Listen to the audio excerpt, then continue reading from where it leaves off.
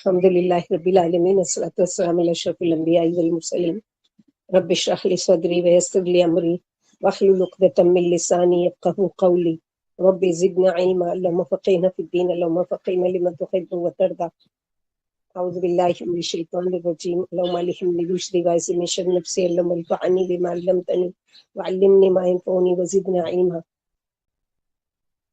اللہ سبحانہ و تعالیٰ کا احسان ہے کہ اللہ تعالیٰ نے ہم لوگوں کے لیے ہر موسم کے جو ہر مہینے کے بارے میں فضیلتیں ہیں وہ اللہ کے نبی صلی اللہ علیہ وسلم کے ذریعے ہم کو بتا دی گئی ہے۔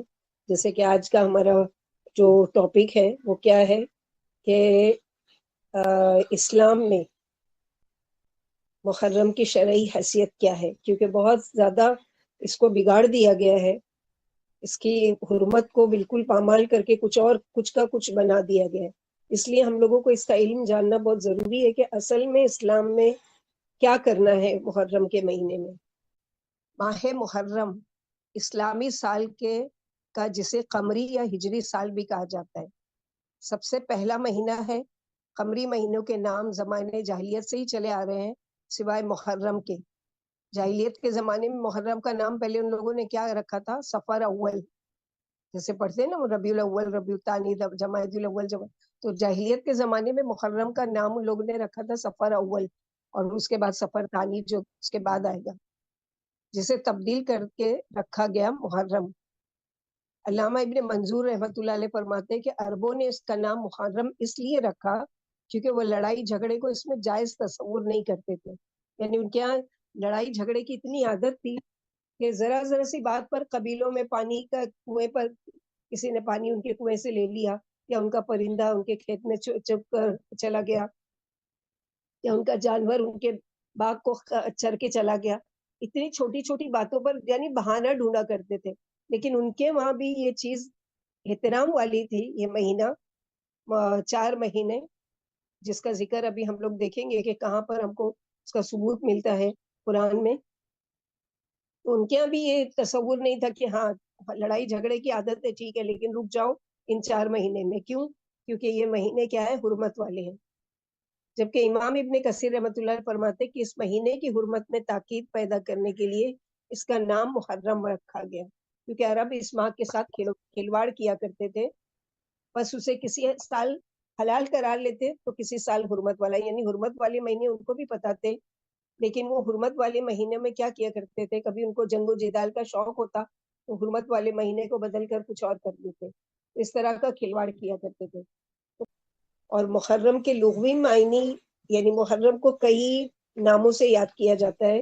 نمبر 1 ممنوع، یعنی اس میں گناہ کے کام منع ہے، قطعی منع ہے، اور اسپیشلی اپنے جان پر ظلم کرنا۔ اور نمبر 2 مقدس مہینہ۔ نمبر 3 حرام کیا گیا مہینہ۔ نمبر 4 عظمت والا مہینہ، اور نمبر 5 لائق احترام مہینہ، اور نمبر 6 یہ ہے کہ اشہر الحرم، شہر اللہ یعنی محرم اللہ کا مہینہ قرار دیا گیا۔ اب باقی کے 11 مہینوں میں اللہ سبحانہ و تعالیٰ نہیں کہتے کہ یہ شہر اللہ ہے، لیکن محرم کے بارے میں کہتے ہیں اللہ سبحانہ و تعالیٰ کہ یہ میرا مہینہ ہے، یعنی اللہ کا مہینہ ہے۔ تو جو چیز اللہ تعالیٰ سے منسوب ہوتی ہے اس کی جو حرمت ہوتی ہے، اس کی عظمت ہوتی ہے، اس کی تقدس جو ہوتا ہے وہ اور زیادہ بڑھ جاتا ہے۔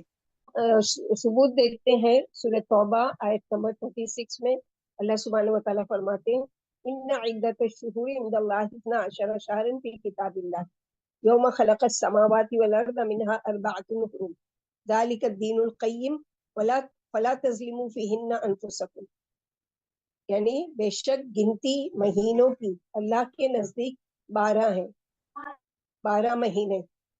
اور یہ کب سے کہاں پر ہے؟ کتاب اللہ، یہ جو اللہ تعالیٰ کی کتاب ہے، یعنی اللہ سبحانہ و تعالیٰ نے لوح محفوظ میں لکھا ہے اس کو۔ اور یہ کب سے 12 مہینے اللہ سبحانہ و تعالیٰ نے مقرر کیے؟ یوم خلق السماوات والارض، جس دن سے آسمان و زمین کی تخلیق کی گئی، جبکہ انسان کا وجود بھی نہیں تھا کہ ہاں چلو بعد میں سوچا جائے اچھا انسانوں کو ضرورت تھی مہینوں کی اس لیے ان کے لیے بنایا گیا، نہیں۔ اللہ سبحانہ و تعالیٰ نے انسان کی پیدائش سے بھی پہلے جب آسمان و زمین کی تخلیق کی تب سے اس مہینوں کو 12 مہینے قرار دیا، اور 12 مہینے میں سے پھر منہا اربعۃ حرم، اس میں 4 مہینے حرمت والے ہیں۔ السلام ذالک علیکم. الدین القیم، یہ دین ہے بالکل درست، یعنی بالکل کامل دین، بالکل درست دین، بالکل صحیح دین۔ فلا تظلموا فیہن انفسکم، اس میں اپنی جانوں پر ظلم مت کرو۔ تو جانوں پر ظلم کرنا ہے کرتے ہیں اس مہینے میں، اس کو بھی دیکھیں گے، اور بہت ساری شرک اور بدعت اور بہت ساری چیزیں ہوتی ہیں، اس کو بھی دیکھیں گے۔ تو یہاں پر اللہ سبحانہ وتعالیٰ کیا فرما رہے ہیں کہ چونکہ یہ حرمت والا مہینہ ہے، حرمت والا مہینہ ہے کون سا؟ قرآن نے تو خالی 4 مہینے بتا دیے کہ حرمت والے ہیں، لیکن جب ہم اللہ کے نبی صلی اللہ علیہ وسلم کی احادیث میں دیکھتے ہیں تو اللہ سبحانہ وتعالیٰ نے بتایا کہ حرمت والے مہینے سے ہمارے سال کا آغاز بھی ہو رہا ہے، یعنی حرمت والا مہینہ محرم سے ہماری سال کا آغاز بھی ہو رہا ہے، اور پچھلے مہینے اینڈ بھی ہوا ہمارا حرمت والے مہینے یعنی ذی الحجہ پر۔ جس سے کیا پتہ چلتا ہے کہ زمین و آسمان کی تخلیق کے ساتھ ہی وقت کی مہینوں کی تقسیم ہو چکی تھی۔ اس آیت میں جہاں مہینوں کا ذکر کیا گیا وہیں حرمت والے مہینوں کا بھی ذکر ہے۔ 4 حرمت والے مہینے کون سے ہیں جو آپ صلی اللہ علیہ وسلم نے ہم کو بتائے ہیں؟ نمبر 1 رجب، نمبر 2 ذی القعدہ، نمبر 3 ذی الحجہ، نمبر 4 محرم۔ ان میں سے 3 مہینے وہ ہیں جن میں حج کے قافلے جاتے اور آتے ہیں۔ حج کے اس فریضے کی ادائیگی کی وجہ سے ان مہینوں کو حرمت والا قرار دیا گیا، یہ تاکہ ان اللہ کے گھر کو جانے والے قافلے امن کے ساتھ حج کر سکے اور امن کے ساتھ اپنے گھروں کو لوٹے۔ آج کے دور میں تو خیر 5 گھنٹے میں آدمی یہاں سے جدہ پہنچ سکتا ہے، لیکن پہلے کیا کرتے تھے؟ شوال سے ہی قافلے نکلنا شروع ہو جاتے تھے رمضان کے بعد حج کے لیے۔ دور دراز سے آتے تھے، سیریا سے ہے اور فلسطین سے ہے اور دوسری جگہ سے، تو 3 مہینے کا سفر لگتا تھا ان کو۔ اس لیے جب باہر سے لوگ حج کے لیے آئے تو امن و امان سے آئے اور امن و امان کے ساتھ جائے، اس لیے اللہ سبحانہ وتعالیٰ نے پہلے سے ہی ان کو حرمت والا قرار دے دیا گیا مہینہ۔ رجب کا مہینہ الگ ہے، 3 مہینے پیدل پہ، لیکن رجب کا مہینہ الگ ہے کیونکہ عرب لوگ عام طور پر عمرے کے لیے نکلتے تھے رجب کے مہینے میں، جیسے ہمارے یہاں رمضان میں عمرے کے لیے جانے کو پسند سمجھا جاتا ہے۔ تو جب اسلام آیا، نبی صلی اللہ علیہ وسلم دنیا میں تشریف لائے، تو آپ صلی اللہ علیہ وسلم نے ان مہینوں کی حرمت برقرار رکھی، یعنی جو جاہلیت کے زمانے میں حرمت والے تھے وہ بعد میں بھی 4 مہینے حرمت والے باقی رکھا۔ پھر ساتھ ہی سورۃ توبہ میں فرمایا اللہ سبحانہ وتعالیٰ نے فلا تظلموا انفسکم، ان مہینوں میں اپنی جانوں پر اپنے آپ پر ظلم نہ کرو۔ آگے آیت میں اشارہ ہے کہ حرمت والا مہینہ ہوتے ہوئے بھی تمہارا دشمن تم پر حملہ کرے تو تم بھی جواباً حملہ کر سکتے ہو۔ تو ممانعت کی وجہ یہ ہے کہ ان مہینوں میں نافرمانی کرنے کا گناہ بڑھ جاتا ہے۔ جیسے کہ حرمت والے مہینے میں اگر کوئی نیکی کا کام کریں گے ہم تو اس کا اجر و ثواب بڑھا دیا جاتا ہے، ایسے ہی اس حرمت والے مہینے میں اگر کوئی گناہ کا کام کرتے ہیں تو گناہ کا بھی کیا ہے؟ سزا بڑھا دی جاتی ہے۔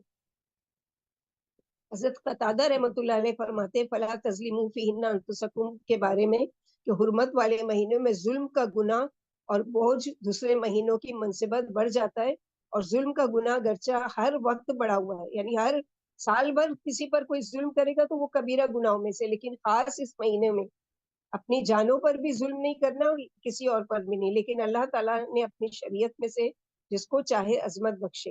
اور امام ابن کثیر رحمۃ اللہ علیہ فرماتے ہیں کہ یعنی ان حرمت والے مہینوں میں اپنی جانوں پر ظلم مت کرو، کیونکہ ظلم ان مہینوں میں بنسبت دوسرے مہینوں کے گناہ کے اعتبار سے زیادہ بلیغ اور موقد ہے، جیسے کہ اللہ تعالیٰ کے اس قول جو بھی اس مسجد حرام میں ظلم کے ساتھ الحاد کا ارادہ کرے گا ہم اسے دردناک عذاب چکھائیں گے، کی وجہ سے بلد حرام میں گناہ بڑھ جاتے، جیسے عام جگہ پر گناہ یعنی بڑی چیز ہے اور بڑی سزا ہے، کبیرہ گناہ، لیکن اگر وہی گناہ کوئی انسان حرم کے حدود میں جا کر کرتا ہے تو اس کی سزا اور بڑھ جاتی ہے، کیونکہ وہ اللہ تعالیٰ کی جو حرام محترم جگہ ہے وہاں پر جا کے وہ گناہ کر رہا ہے۔ تو اسی طرح اگر کوئی عام دنوں میں کوئی گناہ کرتا ہے لیکن حرمت والے مہینوں میں گناہ کا کام کرتا ہے تو اس کا کیا ہوتا ہے، زیادہ بڑھ جاتا ہے. اسی طرح حرمت والے مہینے میں بھی گناہ کو بڑھا دیا جاتا ہے. سب سے پہلی چیز ہے ذالک الدین القیم، یہ دین بالکل درست ہے. ایسا دین ہے کہ جس میں نہ کوئی ٹیڑھ ہے، نہ کوئی کمی رہ گئی ہے، نہ کوئی اضافے کی ضرورت ہے، نہ کوئی نقص ہے کہ جس کو یعنی یہ چیز دین کی یہ چھوڑ دینا چاہیے، یہ اس میں نقص ہے، ایسا کچھ بھی نہیں ہے. اور کرنے کا کام کیا ہے ان حرمت والے مہینوں میں، فلا تظلموا فیہن انفسکم، اور نہ تم ظلم کرو ان مہینوں میں اپنی جانوں پر. یعنی اپنی جانوں پر ظلم کرنے کے لیے خاص طور پر منع کیا گیا ہے، کیونکہ معنی کیا ہے کہ ان مہینوں میں اپنے اوپر ظلم نہ کرو، یعنی کوئی ایسا کام نہ کرو جو اللہ تعالیٰ کی ناراضگی اور اللہ کی نافرمانی کا ہو، گناہ کا کام ہے، بدعت کا کام ہے اور منکرات میں سے ہو. سب کو پتہ ہے منکرات یعنی کیا. منکرات یعنی ہر وہ کام جو اللہ کی ناراضگی کا کام ہے، وہ ساری چیزیں منکرات میں سے. جیسے اللہ کے نبی صلی اللہ علیہ وسلم دعا کیا کرتے تھے، اللہم انی اعوذ بک من منکرات الاخلاق والاعمال والاحوا والادواء، اللہم انی اسألک فعل الخیرات وترک المنکرات. یعنی اتنا زیادہ گناہوں کے اور ایسے منکر یعنی غلط کاموں کو چھوڑنے کے لیے اللہ کے نبی صلی اللہ علیہ وسلم دعا بھی کیا کرتے تھے. تو ہمارے لیے کیا ہے، محرم حرمت والے مہینوں میں سے ایک ہے، چنانچہ ضروری ہے کہ ہم اس کی حرمت کا لحاظ رکھیں، ہر ایسا کام کرنے سے بچیں جو کسی بھی طرح سے اس کی حرمت کو پامال کرتا ہو. مثلا ہر قسم کے جھگڑے، فتنہ فساد سے اپنے آپ کو دور رکھنا ہے، اپنے بھائیوں کی جان مال اور عزت کی حرمت کا خیال رکھنا ہے. جیسے کہ ابن عباس رضی اللہ عنہ سے روایت ہے کہ رسول اللہ صلی اللہ علیہ وسلم نے حجۃ الوداع جو آپ صلی اللہ علیہ وسلم کا پہلا اور آخری حج تھا، اس کے موقع پر فرمایا تمہارا خون، تمہارا مال اور تمہاری عزت ایک دوسرے پر اسی طرح حرام ہے جس طرح تمہارے آج کے دن کی، اس شہر کی اور اس مہینے کی حرمت ہے. یعنی جیسے یہ مکہ شہر تمہارے لیے حرمت والا ہے، عزت والا ہے، ویسے ہی یہ جو یعنی یہ جو سال ہے وہ بھی حرمت والا ہے، اور ان میں یہ ساری چیزیں جو اللہ سبحانہ و تعالیٰ نے بتائی ہے. اب حرمت والے مہینے سے آغاز بھی ہو رہا ہے اور اختتام بھی ہو رہا ہے. یعنی ذی الحجہ جو ہے اس سے پہلے وہ کیا تھا، حرمت والے مہینے کا، یعنی حرمت والے مہینوں میں سے آخری مہینہ تھا. تو وہاں پر اینڈ ہو گیا ہماری یعنی اسلامی کیلنڈر کا. اور یہاں محرم سے پہلی جو شروعات ہو رہی ہے وہ بھی حرمت والا مہینہ. تو پہلا مہینہ محرم، اس کے بعد صفر، پھر ربیع الاول، ربیع الثانی، جمادی الاول، جمادی الثانی، رجب، شعبان، رمضان، شوال، ذی القعدہ، ذی الحجہ. یہ ٹوٹل 12 مہینے ہو گئے. تو ان 4 مہینوں میں سے ایک محرم کا مہینہ، اور یہ اسلامی کیلنڈر کا پہلا مہینہ ہے. اسلامی کیلنڈر کی ابتدا عمر رضی اللہ عنہ کے دور میں ہوئی. اس کی بنیاد واقع ہجرت پر ہے، جب نبی صلی اللہ علیہ وسلم مکے سے مدینہ تشریف لائے. مگر اس کیلنڈر کا استعمال نبی صلی اللہ علیہ وسلم کی ہجرت کے 17 سال بعد ہوا، حضرت عمر فاروق کے دور حکومت میں. تاریخ کی کتابوں میں آتا ہے کہ حضرت ابو موسیٰ اشعری، جن کو یمن کے گورنر بنا کر بھیجا گیا تھا، تو زیادہ تر فتوحات جو ہوئی ہیں وہ عمر رضی اللہ عنہ کے دور خلافت میں ہوئی ہے. یعنی کیسر و کسرا، سیریا، شام، فلسطین، یہ سب یعنی فتح ہوتا گیا، مسلمانوں کی حکومت بڑھتی گئی اور گورنر مقرر کیے. تو ابو موسیٰ اشعری نے توجہ دلائی، کیونکہ عمر رضی اللہ عنہ کیا ہے تمام گورنرز کو خط لکھا کرتے تھے، لیکن کوئی وہ فکس نہیں تھا. مثلا مہینے تو معلوم تھے لیکن سال کون سا ہے، تاریخ کون سی ہے، یہ نہیں تھی. تو اس کی توجہ ابو موسیٰ اشعری نے عمر رضی اللہ عنہ کو توجہ دلائی کہ واقعات کو یاد رکھنے کے لیے، یعنی اگر ہم کسی کو خط لکھتے ہیں تو کون سے سال میں ہم نے کس کو خط لکھا، کون سی تاریخ تھی، کون سا دن تھا، کون سا مہینہ تھا. تو اسی لیے انہوں نے توجہ دلائی عمر رضی اللہ عنہ، ہمارا بھی کوئی سال ہونا چاہیے. جیسے عیسائیوں نے بنا لیا اپنا سال جنوری سے عیسیٰ علیہ السلام کی پیدائش پر. تو عمر رضی اللہ عنہ نے کیا کیا چنانچہ تمام صحابہ کرام کے مشورے اور اتفاق سے یہ طے پایا. آپ عمر رضی اللہ عنہ نے تمام صحابہ کرام کو جمع کیا اور کہا کہ واقعی ہم لوگوں کو کوئی سال مقرر کرنا چاہیے جو اسلامی کیلنڈر کا سال ہو، تو کیسے اس کو کیا جائے، کون سے مہینے سے اس کی شروعات کی جائے. تو بعض صحابہ کرام نے رائے دی کہ جب آپ صلی اللہ علیہ وسلم کی ولادت ہوئی. بعض نے کہا کہ نہیں، جب آپ صلی اللہ علیہ وسلم کو نبی بنایا گیا. بعض صحابہ کرام نے کہا کہ نہیں، جب آپ صلی اللہ علیہ وسلم کی وفات ہوئی. تو اس کے بعد کچھ صحابہ کرام، زیادہ تر صحابہ کرام نے کہا کہ نہیں، اس مہینے سے شروعات کرتے ہیں، اس سال سے شروعات کرتے ہیں جب آپ صلی اللہ علیہ وسلم ہجرت کر کے مکے سے مدینہ آئے تھے. اور اس بات پر سب کا اتفاق ہو گیا کہ ہاں یہ صحیح رہے گا کہ ہم محرم کے مہینے سے، یعنی آپ صلی اللہ علیہ وسلم جس سال مکے سے مدینہ ہجرت کر کے آئے، اس سال کو پہلا ہجری کیلنڈر کہا جائے گا، یعنی پہلا سال کہا جائے گا. اور پھر اس پر ہوا اچھا ٹھیک ہے سال پہلا ہجرت کا، لیکن اب مہینہ کون سا چوائس کیا جائے. تو کیونکہ آپ صلی اللہ علیہ وسلم تو ربیع الاول میں مدینہ پہنچے تھے، تو عثمان رضی اللہ تعالیٰ عنہ اور علی رضی اللہ تعالیٰ عنہ اور دوسرے صحابہ کرام نے مل کر مشورہ دیا کہ ٹھیک ہے ربیع الاول میں آپ صلی اللہ علیہ وسلم مدینے میں تشریف لائے تھے، لیکن آپ صلی اللہ علیہ وسلم نے ہجرت کی پلاننگ محرم کے مہینے سے شروع کر دی تھی، لہذا محرم کے مہینے سے سال کی شروعات کی جائے. تو 13 نبوت کے ذوالحجہ کے آخری دنوں میں ہجرت کا منصوبہ طے ہوا، اور اس کے بعد محرم کا چاند طلوع ہوا. اور یہ روایت فتح الباری جو فتح بخاری کی شرح ہے اس میں بیان ہوا ہے. تو اس طرح سے طے ہوا کہ جس سال آپ صلی اللہ علیہ وسلم ہجرت کر کے مکہ سے مدینہ آئے، وہ پہلا سال ہجری کیلنڈر کا قمری مہینہ اور چاند کا مہینہ، اور دوسرے یہ کہ پہلا مہینہ محرم کا. تو یہ اس پر اتفاق ہوا اور یہ طے کر دیا گیا.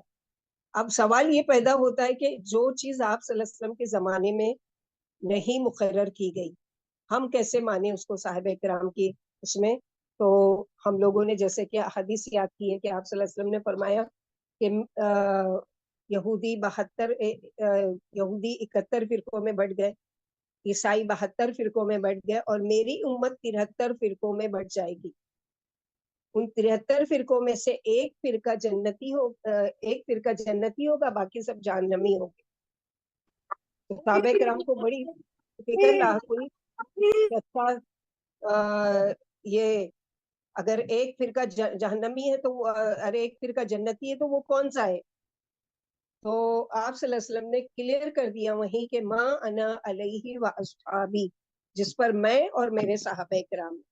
تو اللہ کے نبی صلی اللہ علیہ وسلم، کیونکہ صحابہ اکرام جو ہے وہ وہی چیز فالو کرتے تھے جو اللہ کے نبی صلی اللہ علیہ وسلم کی یعنی مشیت ہوتی تھی، یا جو اللہ کے نبی صلی اللہ علیہ وسلم کا طریقہ ہوتا تھا.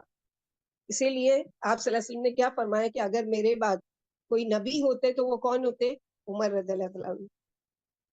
تو عمر رضی اللہ عنہ کے دور خلافت میں اس لیے ان کی بات لی جاتی ہے کہ صحابہ کرام کا طور طریقہ بھی وہی تھا جو آپ صلی اللہ علیہ وسلم کا طریقہ تھا، اس لیے ان کے طریقوں کو آنکھ بند کر کے اس حدیث کے مطابق لیا جائے گا جو آپ صلی اللہ علیہ وسلم نے اپنی زندگی میں بتا دیا. اور ابو ہریرہ رضی اللہ تعالیٰ عنہ سے روایت ہے کہ رسول اللہ صلی اللہ علیہ وسلم نے فرمایا کہ رمضان کے روزوں کے بعد اللہ کے مہینے محرم کے روزے سب سے بہتر ہیں. ام المومنین عائشہ رضی اللہ تعالیٰ عنہ سے روایت ہے کہ زمانے جاہلیت میں قریش عاشورہ کے دن کا روزہ رکھتے، اور خود رسول اللہ صلی اللہ علیہ وسلم نے بھی ہجرت سے پہلے اس دن کا روزہ رکھا. جب آپ صلی اللہ علیہ وسلم ہجرت کر کے مدینہ منورہ تشریف لائے تو خود بھی اس دن کا روزہ رکھتے اور دوسروں کو بھی اس دن روزہ رکھنے کا حکم دیتے تھے. لیکن جب ماہ رمضان کے روزے فرض کر دیے گئے، یعنی یہ جو روزے تھے یہ ایسے ہی محترم تھے جیسے کہ اب رمضان کے روزے، لیکن جب اور فرض سمجھ کے لوگ رکھا کرتے تھے، لیکن جب رمضان کے مہینے میں روزہ فرض کر دیا گیا تو آپ صلی اللہ علیہ وسلم نے عاشورہ کے دن روزہ رکھنے کے اہتمام کو ترک کر دیا اور فرمایا جو چاہے اس دن کا روزہ رکھے اور جو چاہے اس سے ترک کر دے. یہود و نصارہ بھی یوم عاشورہ کو بڑی قدر و منزلت کی نظر سے دیکھتے تھے. ابو موسیٰ اشعری فرماتے کہ یہود یوم عاشورہ کو شکرانے کے طور پر روزہ رکھتے تھے، اس دن مسرت کا اظہار کرتے، عید مناتے اور اپنی عورتوں کو زیورات اور سامان زینت سے مزین کرتے. عبداللہ بن عباس سے روایت ہے کہ جب رسول اللہ صلی اللہ علیہ وسلم ہجرت کر کے مدینہ منورہ تشریف لائے تو دیکھا کہ یہودی عاشورہ کا روزہ رکھتے ہیں. آپ نے دریافت کیا کہ یہ روزہ کیسا ہے، یعنی یہودیوں سے پوچھا کہ تم لوگ یہ روزہ کیوں رکھتے ہو. انہوں نے بتایا کہ یہ دن بڑا بابرکت ہے، اس دن اللہ تعالیٰ نے بنی اسرائیل کو ان کے دشمن فرعون سے نجات دی، اس بنا پر موسیٰ علیہ السلام نے بطور شکرانہ اس دن کا روزہ رکھا تھا،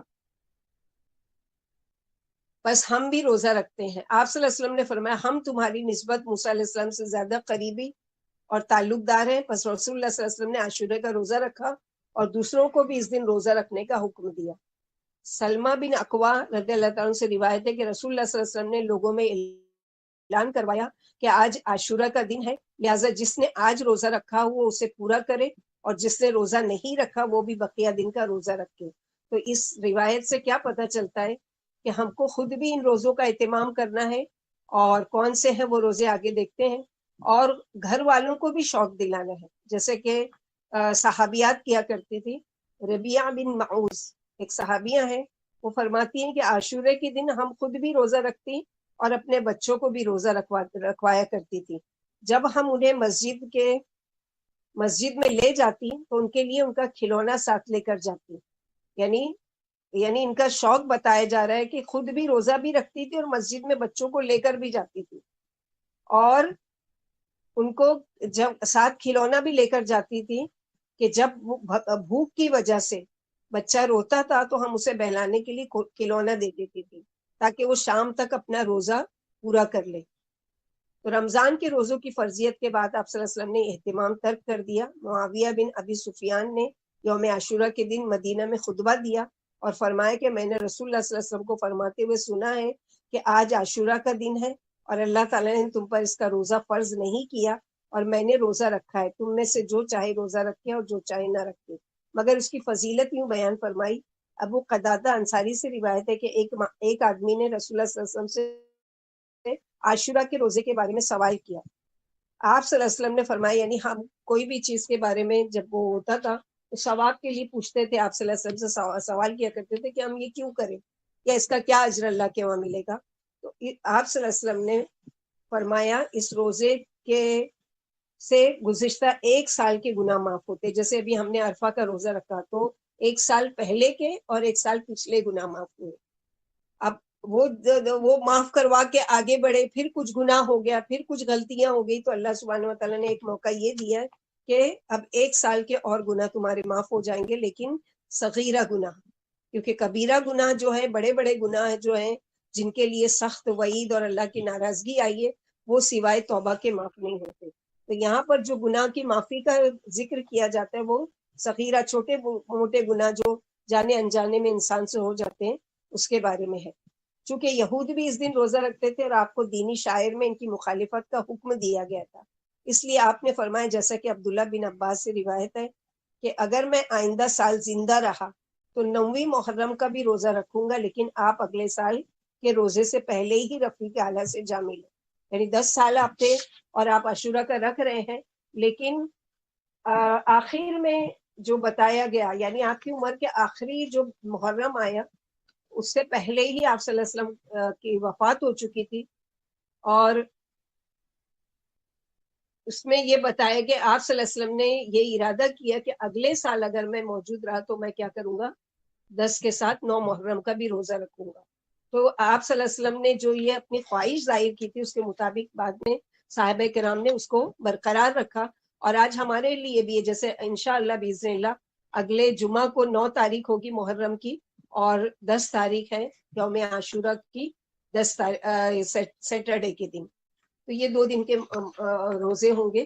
آپ نے اپنی امت کو تلقین فرمائی کہ عاشورہ کے روزے کے ساتھ ایک دن پہلے یا ایک دن بعد کا بھی روزہ رکھو. یعنی کسی وجہ سے اگر چھوٹ گیا ہے کہ وہ 9 تاریخ کا نہیں رکھ سکا تو پھر وہ کیا کرے کہ 10 کا تو ضرور رکھے، سیٹرڈے سنڈے رکھ لے، اگلے سیٹرڈے سنڈے انشاءاللہ، تو وہ 10 اور 11 ہو جائے گا. جیسا کہ عبداللہ بن عباس رضی اللہ عنہ سے روایت ہے کہ رسول اللہ صلی اللہ علیہ وسلم نے فرمایا عاشورہ کے دن کا روزہ رکھو لیکن یہود کی مخالفت بھی کرو، لہٰذا ایک دن پہلے یا ایک دن بعد کا روزہ رکھو. یعنی یہودی کیا کرتے تھے، عاشورہ کے دن کا ہی روزہ رکھتے تھے کہ موسیٰ علیہ السلام نے اس دن شکرانے کا روزہ رکھا تھا. تو آپ صلی اللہ علیہ وسلم نے ہر دین کے معاملے میں ان کی مخالفت یعنی ان کے اگینسٹ میں کام کرنے کے لیے بتایا کہ ان کی مشابہت نہیں کرنا ہے. مخالفت کا اپوزٹ کیا ہے؟ مشابہت. مثلا یہ کہ وہ لوگ صرف یہ ٹوپیاں پہنتے ہیں. آج بھی یہودی جو ہے چھوٹی سی ٹوپی سر پر رکھتے ہیں. آپ صلی اللہ علیہ وسلم ٹوپی بھی پہننے کا حکم دیتے تھے, اور ساتھ میں اوپر جو یہ عربی لوگ گوترا پہنتے ہیں, ایک رومال جیسا ہوتا ہے وہ ڈالتے ہیں. آپ صلی اللہ علیہ وسلم نے اس کا اہتمام کرنے کے لیے کہا کہ ان کی مخالفت ہو جائے. اسی طرح یہودی جو ہے وہ مونچھیں بڑی بڑی کرتے ہیں اور داڑیوں کو اپنے شیو کرواتے ہیں, نہیں رکھتے داڑھی. آپ صلی اللہ علیہ وسلم نے صحابہ کرام کو کہا کہ ان کی مخالفت میں تم کیا کرو کہ تم مونچھیں کترواؤ اور داڑھی بڑھاؤ. وہ اپنے کپڑوں کو ٹخنے کے نیچے لمبا کر کے پہننا پسند کرتے, تم اپنے کپڑوں کو ٹخنوں سے اوپر رکھو. تو یہ ساری چیزوں میں اسلامی نقطہ نظر سے عاشورہ کے دن کی یہی حقیقت ہے کہ اس دن اظہار تشکر کے لیے روزہ رکھا جائے. اور محرم کے مہینے کی یہ اہمیت ہے کہ پہلی محرم کا چاند ہمیں ہجرت نبوی کی یاد دلاتا ہے. یعنی آسان نہیں تھی نا یہ ہجرت, تو اپنا ملک چھوڑنا, اپنا گھر بار چھوڑنا اور اپنے عزیز رشتہ داروں کو چھوڑ کر وہاں سے نکلنا, یہ بہت بڑی قربانی کی بات تھی اللہ کے نبی صلی اللہ علیہ وسلم کے لیے. کیونکہ تاریخ اسلام کی سارے آنے والی فتح مندیاں اسی ہجرت نبوی میں پوشیدہ ہے. اللہ تعالیٰ نے اس ہجرت نبوی میں اپنی مدد اور اپنے کلمے کی بلندی کی یاد اس وقت دلائی جب ظاہری فتح مندیوں کے آثار شروع ہو چکے تھے. جیسے اللہ سبحانہ وتعالیٰ نے سورۃ توبہ آیت نمبر 40 میں فرمایا ہے, اگر تم نبی کی مدد نہ کرو تو اللہ ہی نے ان کی مدد کی اس وقت جب انہیں کافروں نے نکال دیا تھا مکے سے. دو میں سے دوسرا جب کہ وہ غار میں سے تھے, یعنی ابو بکر صدیق اور آپ صلی اللہ علیہ وسلم, جب یہ اپنی ساتھی سے کہہ رہے تھے کہ غم نہ کر, اللہ ہمارے ساتھ ہے. بس اللہ تعالیٰ نے اپنی طرف سے ان پر تسکین نازل فرما کر ان لشکروں سے ان کی مدد کی جنہیں تم نے دیکھا بھی نہیں تھا. یعنی فرشتے آ گئے اللہ تعالیٰ کی, اللہ کے رسول صلی اللہ علیہ وسلم کی مدد کے لیے. اس نے کافروں کی بات پست کر دی, اور بلند و عزیز تو اللہ ہی کا کلمہ ہے, اللہ غالب اور حکمت والے ہیں. محرم الحرام کے مقدس مہینے میں رسول اللہ صلی اللہ علیہ وسلم نے اللہ تعالیٰ کی رضا کی خاطر اپنے محبوب شہر مکہ سے مدینے کی طرف ہجرت کی تھی. یہ تاریخ اسلامی کا کوئی معمولی واقعہ نہیں ہے, بلکہ اللہ تعالیٰ کی اطاعت کی ایک بہترین مثال ہے. سیدنا عمر رضی اللہ عنہ کی خلافت میں بہت سے ملک فتح ہوئے, اور حکومت کے دفاتر کے قیام سے حساب و کتاب کے معاملات بہت وسیع ہوئے. تو ضرورت محسوس ہوئی کہ سرکاری طور پر ایک سال ایسا مقرر کیا جائے. عمر رضی اللہ عنہ اور دیگر صحابہ کرام کا ذہن اس طرف گیا کہ اسلامی سال کی ابتدائی ہجرت کے وقت سے کی جائے. یہ اس اسلامی تربیت کا اثر تھا جس نے صحابہ کرام کو کہ دل و دماغ میں قومی خودداری کی روح پھونکی تھی. انہوں نے ان سن اور تاریخ کو کوئی اہمیت نہیں دی جو زمانے میں یعنی بڑے سمجھے جاتے تھے, اور متمدن اقوام یعنی یہودی, رومی اور ایرانی اقوام میں رائج تھی, بلکہ سب سے الگ اپنی قومی سن کا آغاز فرمایا اور اسلامی حکومت کے حساب و کتاب کے لیے ہجری سن مقرر کیا. اتنے افسوس کی بات ہے کہ آج مسلمان ہجری سن کی بجائے اپنے کاروبار اور معاملات میں عیسوی سن استعمال کرتے ہیں, جبکہ عیسیٰ علیہ السلام کی پیدائش سے منسوب ہے یہ عیسوی سال. لیکن ہم مجبور ہیں, چونکہ دنیاوی کیلنڈر کے حساب سے سب جگہ وہی چل رہا ہے, تو اس کے لیے منع تو نہیں کیا گیا, لیکن ایٹ لیسٹ ہم لوگوں کو, ہمارے بچوں کو بتانا چاہیے کہ جیسے ان لوگوں کو جنوری سے لے کے دسمبر تک کے فر نام یاد ہیں 12 مہینے کے, ایسے ان ناموں کو یاد کروائیے اپنے بچوں کو. یہ ہماری اسلامی شرف اور اسلامی خودداری کے خلاف ہے. ہمیں اپنے معاملات اسلامی ہجری سن جس کا آغاز محرم سے ہوتا ہے اس کے مطابق کرنا چاہیے. اور یہ اس لیے بھی ضروری تھا کہ دیکھو, اگر عدت کا وہ دیکھنا ہے, یا رضاعت کا دیکھنا ہے, یا پھر یہ ہے کہ دودھ پلانے کا اگر دیکھنا ہے, یا پھر طلاق کی عدت دیکھنا ہے, یا بیوہ کی عدت دیکھنا ہے, تو اس کے لیے ضروری ہے کہ وہ اسلامی کیلنڈر کے بارے میں جاننا ضروری ہے. کہ مثلا آج محرم کی کتنی تاریخ ہے, اور اس دن سے اگر کسی کے شوہر کی وفات ہوتی تھی یہاں سے اس کی عدت شروع ہوتی ہے. تو یہ سب چیزوں کے لیے ضروری تھا. ہم انگلش کیلنڈر کو نہیں دیکھیں گے ان سارے اسلامی شاعر کو کرنے کے لیے. آج اسلامی مہینوں کے نام تک لوگوں کو معلوم نہیں ہے. اگر کچھ پتا ہے تو وہ یہ کہ جس مہینے میں روزے رکھے جاتے ہیں وہ رمضان ہے, جس میں قربانی کی جاتی ہے وہ ذی الحجہ ہے. جس مہینے میں لوگ ماتم کرتے ہیں وہ محرم ہے. آج ہمارے وہاں یہ محرم کے بارے میں یہ ایک سوچ بن چکی ہے. اور جس مہینے میں عید میلاد النبی منائی جاتی ہے وہ ربیع الاول ہے. جس میں حلوہ پکایا جاتا ہے وہ شب برات ہے. کتنی افسوسناک صورتحال ہے کہ آج ہمیں چند اسلامی ناموں کا علم ہے. ہمیں انگریزی مہینوں کے نام تو فر یاد ہے، لیکن اسلامی سال کے مہینوں کا ہم کو کچھ بھی علم نہیں. یعنی آپ کسی بھی عام مسلمان سے پوچھو کہ آپ کو 12 مہینے کے نام معلوم ہے تو اس کو ہرگز بھی نہیں پتا ہوگا، سوائے کہ رمضان معلوم ہے اور وہ قربانی کی جاتی ہے تو بقرہ عید معلوم ہے، اور محرم میں کھچڑا اور شربت بانٹا جاتا ہے تو یہ معلوم ہے. تو یہ ساری چیزیں محرم کے ساتھ ہی شہادت حسین کی آڑ میں غیر اسلامی رسمیں شروع ہو جاتی ہیں. نوحہ ماتم کیا جاتا ہے، مرثیہ خوانی ہوتی ہے، گریبان چاک کیے جاتے ہیں، چہروں کو نوچا جاتا ہے، چھریوں اور نیزوں کے ساتھ ماتم کر کے اپنے آپ کو زخمی کیا جاتا ہے، آگ پر ماتم ہوتا ہے، تعزیہ نکلتا ہے، اور محرم کی مجالس میں آہواری کی جاتی ہے. اہل بیت کی محبت کی آڑ میں شرک جلی کا اظہار ہوتا ہے، غیر اللہ کی پکار یا علی مدد کے نعرے لگائے جاتے ہیں، صحابہ کرام رضوان اللہ اجمعین کو زبان درازیوں کا نشانہ بنایا جاتا ہے. پھر محرم کے چاند کی شروعات ہوتے ہی یعنی اہل تشیع جو شیعہ ہیں ان کے یہ ساری پروپیگنڈے شروع ہو جاتے ہیں کہ اسلامی تاریخ کا پہلا مہینہ محرم الحرام صرف اہل تشیعہ کا مہینہ ہے، انہیں اس مہینے میں منمانی کارروائیوں کی اجازت ہے. اس طرح ماہ محرم کو صرف کربلا کی قصہ گوئی کے لیے مخصوص کر دیا گیا. اس طرح یہ تاثر عام ہے کہ ماہ محرم کا تقدس شاید صرف سانحہ کربلا کی وجہ سے، حالانکہ ماہ محرم میں یعنی بہت سارے ایسے واقعات ہوئے ہیں جس کو ہم کو یاد رکھنا چاہیے. پھر شہادت حسین رضی اللہ عنہ پر جو کچھ کیا جاتا ہے اس کا ثبوت کتاب و سنت میں کہیں نہیں ملتا ہے، نہ ہی صحابہ کرام کی شہادت پر اس طرح کے کام ہیں. یعنی اگر شہادت کو ہی بڑا مانا جائے تو اللہ کے نبی صلی اللہ علیہ وسلم نے جن کو سید الشہداء کہا گیا، کس کو کہا تھا سید الشہداء؟ آپ صلی اللہ علیہ وسلم نے کس کو یہ لقب دیا تھا؟ کسی کو بھی نہیں پتا. سبحان اللہ. حمزہ رضی اللہ عنہ، حمزہ بن عبد المطلب.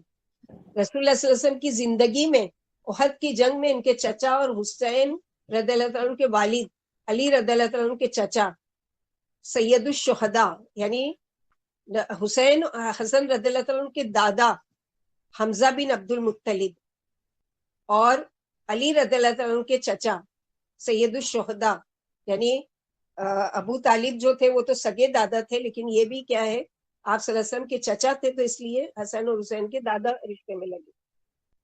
تو سید الشہداء حمزہ بن عبد المطلب شہید کیے گئے. ان کی شہادت پر اللہ کے نبی صلی اللہ علیہ وسلم صحابہ کرام رضی اللہ عنہ نے جس طرز عمل کا مظاہرہ کیا وہی ہمارے لیے بہترین نمونہ ہے، کیونکہ اللہ سبحانہ وتعالیٰ نے سورہ احزاب آیت نمبر 21 میں فرمایا لقد کان لکم فی رسول اللہ اسوۃ حسنہ، یقیناً تمہارے لیے رسول اللہ صلی اللہ علیہ وسلم بہترین نمونہ ہے. تو اتنے بڑے یعنی اتنا افسوس ہوا آپ صلی اللہ علیہ وسلم کو ان کی شہادت پر، اپنے چچا کی حمزہ بن عبد المطلب پر، کہ بہت زیادہ آپ غمگین ہو گئے، بہت زیادہ رنجیدہ ہو گئے. لیکن کیا کہیں دکھتا ہے کہ آپ صلی اللہ علیہ وسلم نے ہر سال پھر اس کو شہادت کے دن کو منایا اور غم کا مہینہ قرار دیا اور اس پر صحابہ کرام نے کوئی چیز کی وہ کی؟ پھر اسی طرح اسامہ بن زید روایت کرتے کہ نبی کریم صلی اللہ علیہ وسلم کی گود میں آپ کا نواسا تھا. یعنی یہ ساری مثالیں کیوں بتائی جا رہی ہے کہ غم کے گھڑیاں اور غم کے واقعات ہوئے ہیں آپ صلی اللہ علیہ وسلم کی زندگی میں، لیکن آپ صلی اللہ علیہ وسلم کا طریقہ کہیں ملتا ہے کہ غم کی وجہ سے آپ نے اس سال کو یا اس مہینے کو غم کا مہینہ منایا ہو؟ اسامہ بن زید رضی اللہ عنہ روایت کرتے ہیں کہ نبی کریم صلی اللہ علیہ وسلم کی گود میں آپ کا نواسا تھا جبکہ اس کی جال نکلنے والی تھی. یعنی دوسری بیٹی کے، یہ حسن حسین کے علاوہ دوسری ایک بعض روایت میں آتا ہے کہ وہ یہ تھی نواسی تھی، بعض روایت میں کہ نواسا کی جان نکلتے وقت بے چین اور مضطرب تھے. اس کی یہ حالت ہے کہ رسول اللہ صلی اللہ علیہ وسلم کی آنکھوں سے آنسو جاری ہو گئے، لیکن آپ صلی اللہ علیہ وسلم نے زبان سے کوئی ایسا کلمہ نہیں نکالا جو اللہ کو ناراض کرنے. اسی طرح آپ صلی اللہ علیہ وسلم کے بیٹے انس بن مالک رضی اللہ عنہ روایت کرتے کہ رسول اللہ صلی اللہ علیہ وسلم نے اپنے بیٹے ابراہیم کے پاس آئے اور وہ جان کنی کے عالم میں تھے، یعنی دودھ پیتے بچے تھے ابھی ابراہیم، اور رضا کا عالم آ گیا، یعنی موت کا وقت آ گیا. آپ گود میں لے کر بیٹھے ہیں اور آپ کی آنکھوں سے آنسو جاری ہیں، اور فرمایا بے شک آنکھیں آنسو بہاتی ہیں اور دل غمگین ہے، لیکن ہم زبان سے وہی بات کہیں گے جو ہمارے رب کو راضی کر دے. اے ابراہیم ہم تیری جدائی پر یقیناً غمگین ہیں. عبداللہ بن مسعود رضی اللہ عنہ روایت کرتے کہ رسول اللہ صلی اللہ علیہ وسلم نے فرمایا وہ شخص ہم میں سے نہیں جس نے رخساروں کو پیٹا، گریبان چاک کیا اور جاہلیت کے بول بول کر بین کیا. پھر ابو موسیٰ اشعری فرماتے کہ بے شک رسول اللہ صلی اللہ علیہ وسلم نوحہ کرنے والی، سر منڈوانے والی اور گریبان چاک کرنے والی عورت سے بیزار ہے، یعنی ان پر لعنت بھیجی ہے.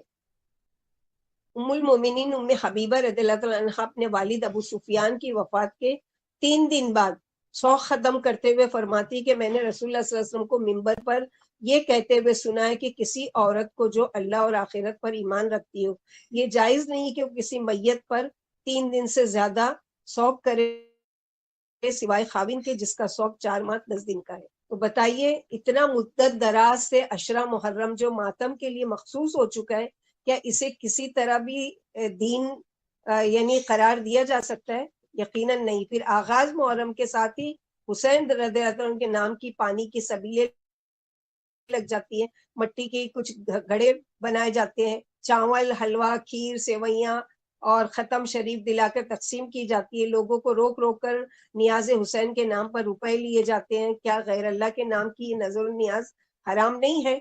کیونکہ اللہ سبحانہ وتعالیٰ نے تو قرآن میں 4 جگہ فرما دی ہے، سورہ مائدہ آیت نمبر 3 میں، سورہ بقرہ میں اور سورہ انعام میں، اس کے علاوہ سورہ نحل میں کہ حرمت علیکم المیتۃ والدم ولحم الخنزیر وما اہل بہ لغیر اللہ، کہ تم پر ہر وہ چیز جس پر اللہ کے علاوہ کسی اور کا نام لیا جائے وہ تم پر حرام ہے.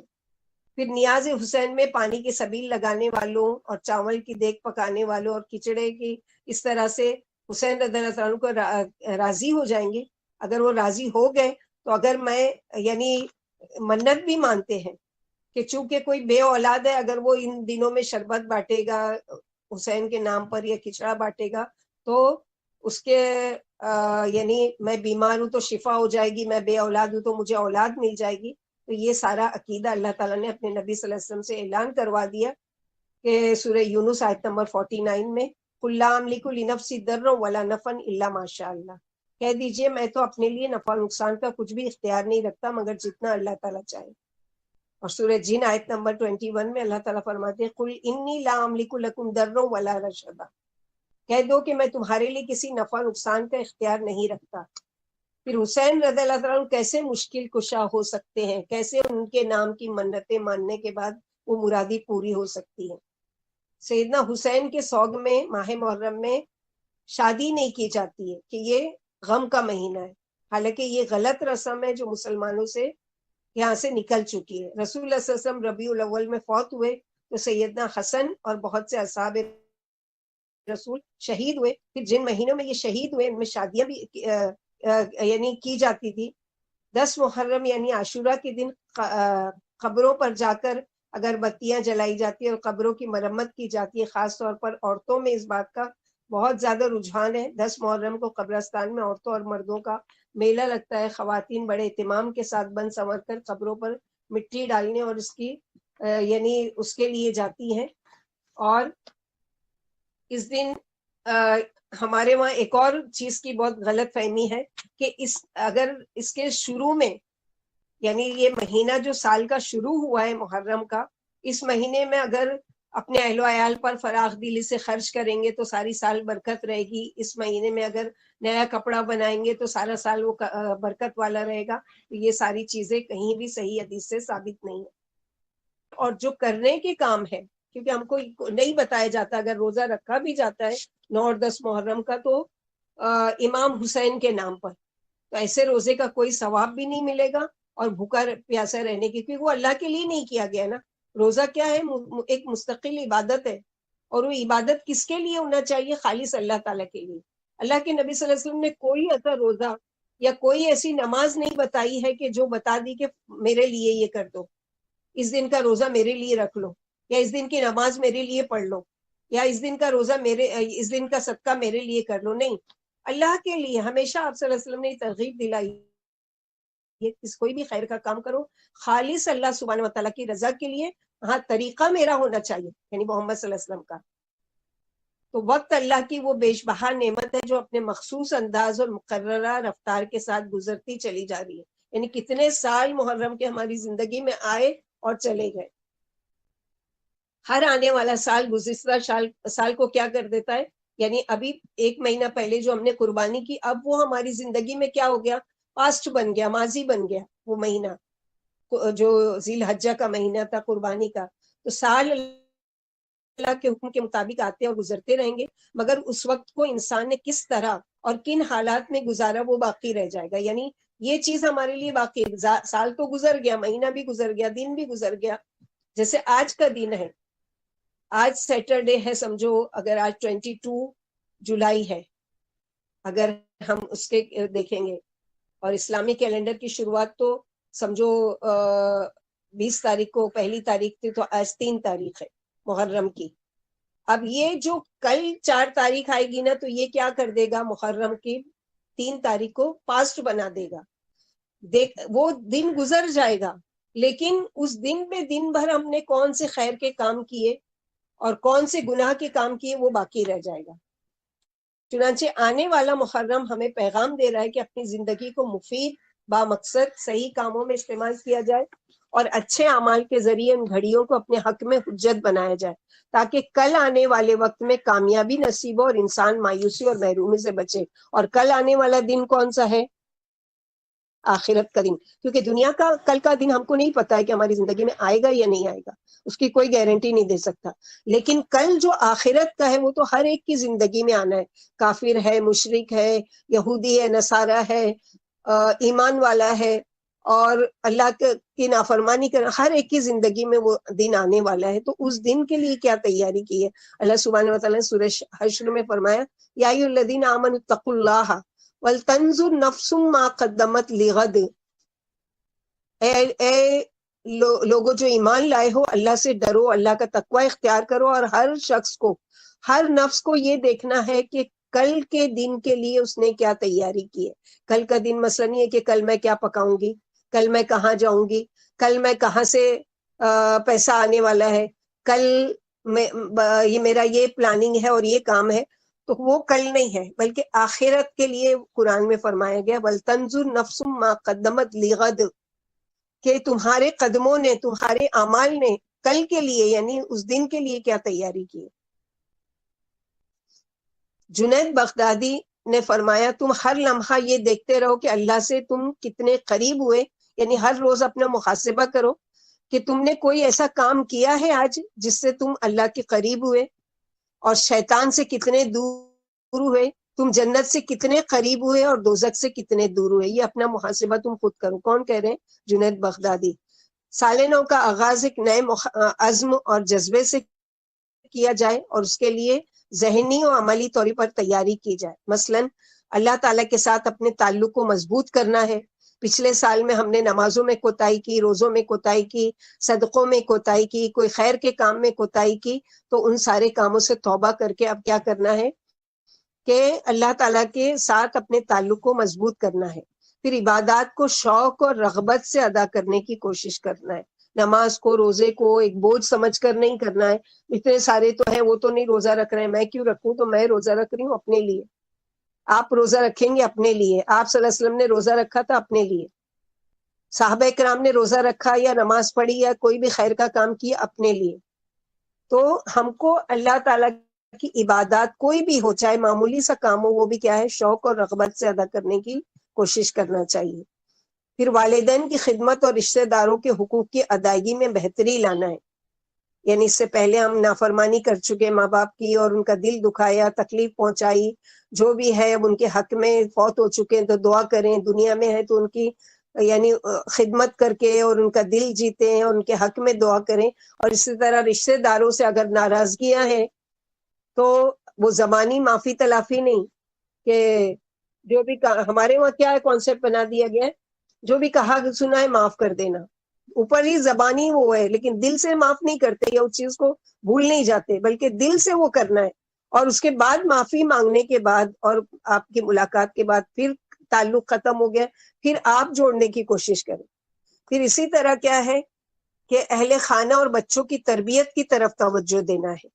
بچوں کو دنیاوی تعلیم کے ساتھ ساتھ اسلامی تعلیم، دین کی تعلیم بھی دینا بہت ضروری ہے۔ صرف قرآن بچپن میں پڑھا کر ختم کرا دینا ضروری نہیں ہے، بلکہ 7 سال کی بچی اور بچہ ہو گیا تو اس کو نماز کی تلقین شروع کر دیں، اور 10 سال کا ہو گیا تو نہیں پڑھتی اور نہیں پڑھتا ہے تو اس کو مار کر پڑھایا جائے گا۔ یہ اپنے اہل خانہ کی طرف توجہ دینا ہے۔ پھر نفع مند علم حاصل کرنے اور ذاتی اصلاح کی منصوبہ بندی کرنا، یعنی کوئی ایسا علم، جیسے ہم دعا کرتے ہیں نا اللہم انی اسألک علما نافعا۔ اب علما نافعا کیا ہے؟ ہر وہ علم، چاہے وہ دنیاوی ہو چاہے وہ اخروی ہو، وہ سارا علم نافع کب ہوگا؟ جب وہ اللہ تعالیٰ کی رضا و خوشنودی کے لیے حاصل کیا جائے۔ مثلا یہ کہ اگر ہم اپنے بچے کو ایک اچھا ڈاکٹر، ایک اچھا انجینئر یا ایک اچھا کوئی بھی پوسٹ پر پڑھا لکھا کر اس کو ایک اچھی ڈگری دلا رہے ہیں، تو یہ نیت ہو کہ انشاءاللہ کل کو یہ اچھا کمانے والا بن جائے گا، اللہ کی راہ میں صدقہ کرے گا زیادہ سے زیادہ، اللہ تعالیٰ کی اور فرما برداری کرے گا۔ تو یہ ساری چیزوں کے لیے تو وہ بھی علم کیا ہو گیا؟ نفع بخش علم ہو گیا۔ اسی طرح نفع بخش علم سیکھنا ہے، قرآن کو سیکھنا ہے صحیح ترجمے کے ساتھ، تجوید کے ساتھ، اور صحیح اس کے یعنی اس میں غور و تدبر کرنا ہے، اور اس پر غور و فکر اور اس پر عمل کرنے کی کوشش کرنا ہے۔ پھر معاشرے کے پسماندہ طبقات کی فلاح و بہبود کے لیے کوشش کرنا ہے، یعنی خالی اپنی خوشی اور اپنے لیے نہیں کہ کبھی چلتے پھرتے کوئی مسکین غریب مل گیا، 1 روپیہ 2 روپیہ 10 روپیہ دے دیے اور بس کافی ہو گیا، نہیں، اپنے دل میں درد محسوس کرنا ہے۔ مثلا کوئی ایسے ایریے میں آپ ہیں جہاں پر باڑھ آئی ہوئی ہے، جہاں پر سیلاب آیا ہوا ہے، جہاں پر لوگوں کے گھر پورے ٹوٹ گئے ہیں، وہ کر دیے، تو اپنا کچھ نہ کچھ حصہ اس میں ڈالنا ہے کسی بھی طریقے سے، اور اپنے قریب سے شروعات کرنا ہے۔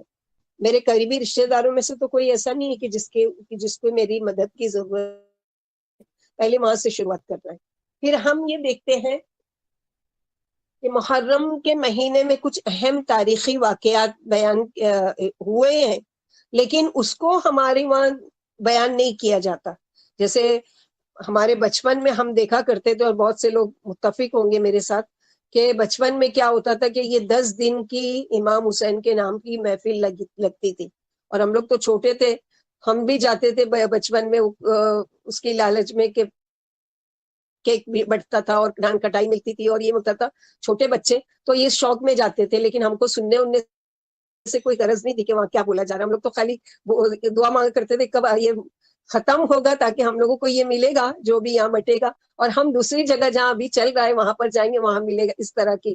تو یہ ایک بچپن کا وہ ہوتا ہے، لیکن جو لوگ جاتے تھے باقاعدہ، ان کا شوق بتا رہی ہوں کہ وہ برابر 10 دن ان کی زندگی میں نماز نہیں ہوتی تھی، ان کی زندگی میں کوئی قرآن سے لگاؤ نہیں ہوتا تھا ان کی لیکن اس دن 10 دن کی بڑی یعنی مشکل، یعنی رات کے 11-12 بجے تک بھی بیٹھنا پڑے، وہ لوگ بیٹھ کے اور بڑے شوق سے اس واز کو سنتے تھے اور وہ کرتے تھے۔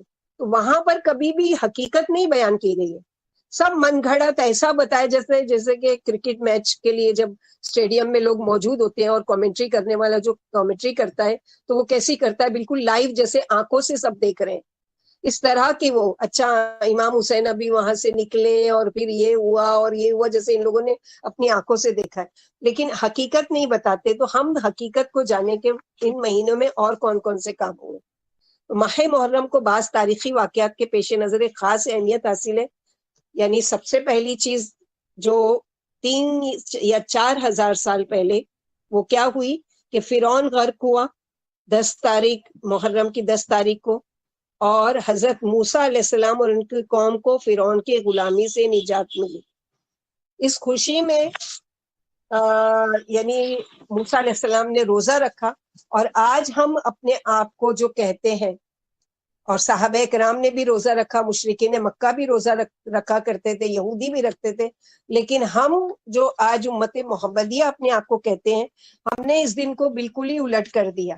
اس دن ہم شربت بانٹیں گے، اس دن ہم کھچڑا بنا کر بانٹیں گے، اس دن ہم اس طرح کا غم کا اظہار کر رہے ہیں۔ تو یہ سب جہالت کی باتیں ہیں جس کا ثبوت ہم لوگوں کو نہیں ملتا۔ تو 3-4 ہزار سال پہلے یہ ثبوت ملتا ہے موسیٰ علیہ السلام کے زمانے میں کہ آپ موسیٰ علیہ السلام نے 10 محرم کا روزہ رکھا۔ پھر اسی مہینے محرم میں عام الفیل کا مشہور واقعہ اس مہینے میں پیش آیا۔ سورہ فیل جو الم تری کیف فعل ربک باصحاب الفیل نازل ہوئی، تو اس میں ابرہا کا لشکر ہاتھیوں کے لشکر کے ساتھ خانہ کعبہ کو تباہ کرنے کے لیے آیا تھا۔ کامن ہے وہ سارا قصہ، سب کو معلوم ہے، وہ اسی محرم کے مہینے میں ہوا تھا۔ پھر حضرت عمر رضی اللہ تعالیٰ عنہ پر قاتلانہ حملے کے بعد زخموں کی تاب نہ لاتے ہوئے یکم محرم 1 محرم کو سن 23 ہجری کو عمر رضی اللہ تعالیٰ عنہ شہید ہوئے۔ ان کی شہادت کا بھی اتنا دردناک واقعہ ہے، لیکن کوئی بھی اس کو نہیں بیان کرتا، بلکہ کیا کرتے ہیں، امام حسین کا جس کا کوئی صحیح ثبوت نہیں ہے کہ واقعی ایسا ہوا، لیکن اپنی تاریخی، اور یہ تاریخ ساری کہاں سے آئی ہے، شیعوں کی طرف سے، جن کو سراسر جو ان کا دین اسلام کے بارے میں ان کا عقیدہ جھوٹ پر مبنی ہے، تو ان کی روایات بھی بالکل ہم نہیں لے سکتے۔ تو عمر رضی اللہ عنہ کی زندگی کا لوگ امام حسین کے شہادت کا واقعہ یعنی یاد کر کے روتے ہیں اور آنسو بہاتے ہیں، ہم عمر رضی اللہ عنہ کی زندگی کا واقعہ پڑھتے ہیں کہ کس طرح سے ان کو شہادت ہوئی۔ ذوالحجہ 23 ہجری کے آخری ایام میں سیدنا عمر فاروق نماز فجر کے لیے نکلے، یعنی ذی الحجہ کا مہینہ تھا اور 23 ہجری اور آخری دن تھے، یعنی آپ کا معمول تھا کہ جب تک مقتدیوں کی صفیں بالکل سیدھی نہیں ہو جاتی تکبیر تحریمہ نہیں کہتے تھے، یعنی پہلے دیکھتے تھے کہ صف سیدھی ہو گئی ہے، سب چیک کرتے تھے، اس کے بعد آپ اللہ اکبر کہتے تھے۔ آپ نماز پڑھانے کے لیے مصلی پر کھڑے ہوئے، اچانک نمازیوں کی صفوں میں مغیرہ بن شعبہ کا مجوسی غلام ابو لؤلؤ آ پہنچا۔ اس کے ہاتھ میں خنجر تھا جس کے دونوں طرف دھار تھی، یعنی ایسا خنجر جو دونوں طرف کی دھار والا ہوتا ہے۔ وہ نمازیوں کے بیچ سے نکلتا ہوا سیدھا امیر المومنین کے پاس پہنچا اور خنجر کے تابڑ توڑ وار کرنے لگا۔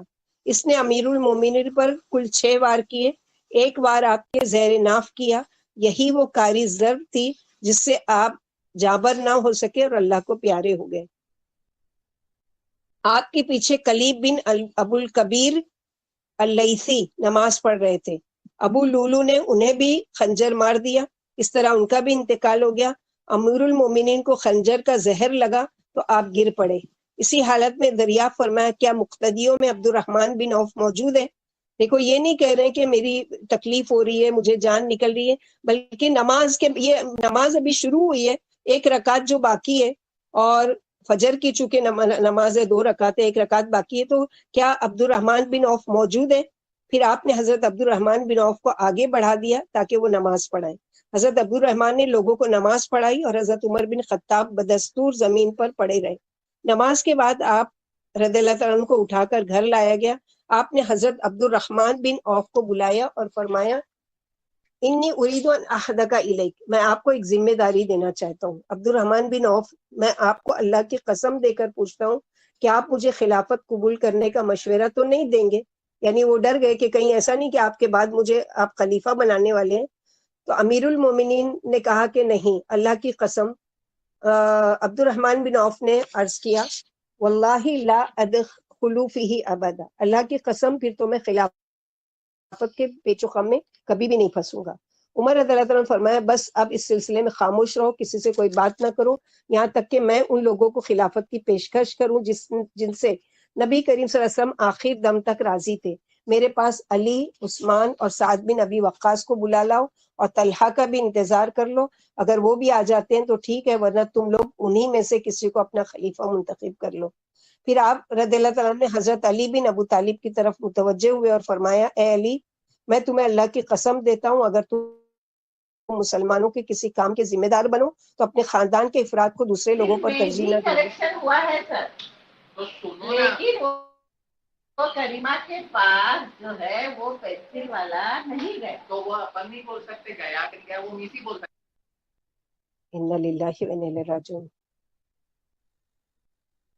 یہی بات آپ رضی اللہ عنہ نے حضرت عثمان اور حضرت سعد سے بھی کہی۔ پھر فرمایا تم لوگ جاؤ اور باہمی مشورے سے کسی ایک کو اپنا خلیفہ منتخب کر لو۔ پھر آپ نے حضرت صہیب رومی کو حکم دیا کہ وہ مسلمانوں کی نمازوں میں امامت کرے۔ پھر حضرت ابو طلحہ انصاری کو بلا کر تاکید فرمائی کہ آپ یہاں دروازے پر کھڑے رہیں اور کسی کو ان کے مشوروں میں مداخلت نہ کرنے دیں۔ پھر آپ نے یہ وصیتیں فرمائی، میں اپنے بعد آنے والے خلیفہ کو وصیت کرتا ہوں کہ وہ انصار مدینہ کے ساتھ حسن سلوک سے پیش آئیں اور ان کا خیال رکھیں، کیونکہ انہوں نے اللہ اور اس کے رسول صلی اللہ علیہ وسلم کی خاطر بے حد قربانیاں دی ہیں اور ایمان و آخرت ہی کو جائے پناہ بنائے رکھا۔ میری وصیت ہے کہ انصار کے اچھے لوگوں کے ساتھ اچھا برتاؤ کیا جائے اور ان میں سے جو لوگ برے ہیں ان کی غلطیوں کو نظر انداز کیا جائے۔ میں اپنے بعد کے خلیفہ کو وصیت کرتا ہوں کہ وہ عربوں کا خیال رکھیں، کیونکہ دراصل عرب ہی اسلام کی جڑ ہیں۔ ان کے مالداروں سے صدقے اور خیرات لیے جائیں اور غریبوں اور محتاجوں میں تقسیم کر دیے جائیں۔ میں اپنے بعد ہونے والے خلیفہ کو وصیت کرتا ہوں کہ وہ اہل کتاب یعنی یہود و نصارہ کو جو عہد و پیمان دے اسے پورا کرے، یعنی یہی رسول اللہ صلی اللہ علیہ وسلم کی تعلیم ہے۔ اے اللہ آپ گواہ رہیے، میں نے اپنی حد تک آپ کا پیغام پہنچا دیا۔ ان ارشادات کے بعد حضرت عمر بن خطاب نے اپنے بیٹے عبداللہ سے فرمایا، یا عبداللہ بن عمر اخرج فانظر من قتلنی، عبداللہ بن عمر جا کر دیکھو کہ میرا قاتل کون ہے۔ اب اپنی جان کی بعد میں فکر، پہلے یہ ساری کہ میرے بعد یہ خلیفہ کیا کریں گے اور میرے بعد یہ کیا ہوگا، یہ ساری چیزیں کرنے کے بعد اب اپنے بیٹے کو کہتے کہ جاؤ اور معلوم کرو کہ مجھ پر کس نے قاتلانہ حملہ کیا۔ عبداللہ بن عمر نے عرض کیا، اے امیر المومنین، آپ کا قاتل حضرت مغیرہ بن شعبہ کا نصرانی غلام، یعنی وہ جو کرسچن تھا اس وقت نصرانی تھا، ابو لولو نے آپ پر حملہ کیا ہے۔ حضرت عمر بن خطاب نے یہ سن کر ٹھنڈا سانس بھرا اور فرمایا، الحمدللہ الذی لم یجعل میتنی بیدی رجل سجد للہ سجدۃ وحیدہ، تمام تعریف اللہ ہی کے لیے جس نے میری موت کسی ایسے آدمی کے ذریعے واقع نہیں ہونے دی جس نے اللہ کے لیے ایک بھی سجدہ کیا ہو، یعنی اللہ کا شکر ادا کر رہے ہیں کہ کسی مومن نے مجھے قتل نہیں کیا بلکہ کسی یعنی اہل کتاب میں سے یعنی نصارہ میں سے قتل کیا اس نے۔ پھر آپ نے اپنے بیٹے عبداللہ سے فرمایا، ام المومنین سیدہ عائشہ کے پاس جاؤ اور پوچھو کہ کیا وہ اجازت دیتی ہیں کہ میں رسول اللہ صلی اللہ علیہ وسلم اور حضرت ابو بکر کے ساتھ دفن کیا جاؤں۔ جب عبداللہ بن عمر ام المومنین کے پاس اجازت لینے کے لیے پہنچے تو وہ زار و قطار رو رہی تھی۔ انہوں نے حضرت عبداللہ کو جواب دیا، میری تمنا تھی کہ مجھے رسول اللہ صلی اللہ علیہ وسلم اور اپنے والد کی قبر کے پاس دفن کیا جائے، مگر آج میں اپنے آپ پر امیر المومنین کو ترجیح دیتی ہوں۔ چنانچہ ان کی اجازت کے بعد حضرت عمر رسول اکرم اور حضرت ابو بکر صدیق کے پہلو میں دفن کیے گئے۔ اور یہ اس لیے بھی کہ ہمیشہ یہ دعا کیا کرتے تھے، اللہم ارزقنی شہادتن فی سبیلک وجل موتی فی بلد رسولک، اللہ تعالیٰ مجھے اپنی راہ میں شہادت کی موت دینا اور مجھے اپنے خلیل کے مدینے میں موت دینا۔ تو اللہ کے نبی صلی اللہ علیہ وسلم کے مصلی پر شہید کیے گئے اور مدینے میں ہیں، اور سب سے بڑی سعادت جو ان کو ملی ہے وہ کیا ہے کہ اللہ کے نبی صلی اللہ علیہ وسلم کے پہلو میں دفن کیے گئے۔ تو یہ سارے تاریخی واقعات ہم لوگوں کو نہیں وہ بتائے جاتے، نہ کبھی یاد کیا جاتا ہے نہ کبھی وہ کیا جاتا ہے، بلکہ الگ ہی کہانی بتائی جاتی ہے جو من گھڑت اور بنائی ہوئی ہے، جس کا کوئی بھی صحیح کسی صحابی سے بھی ثبوت نہیں ملتا کہ یہ ایسے واقعات ہوئے۔ پھر حضرت حسین اپنے خاندان کے بہت سے افراد کے ہمراہ 10 محرم الحرام سن 61 ہجری کو میدان کربلا میں شہید ہوئے۔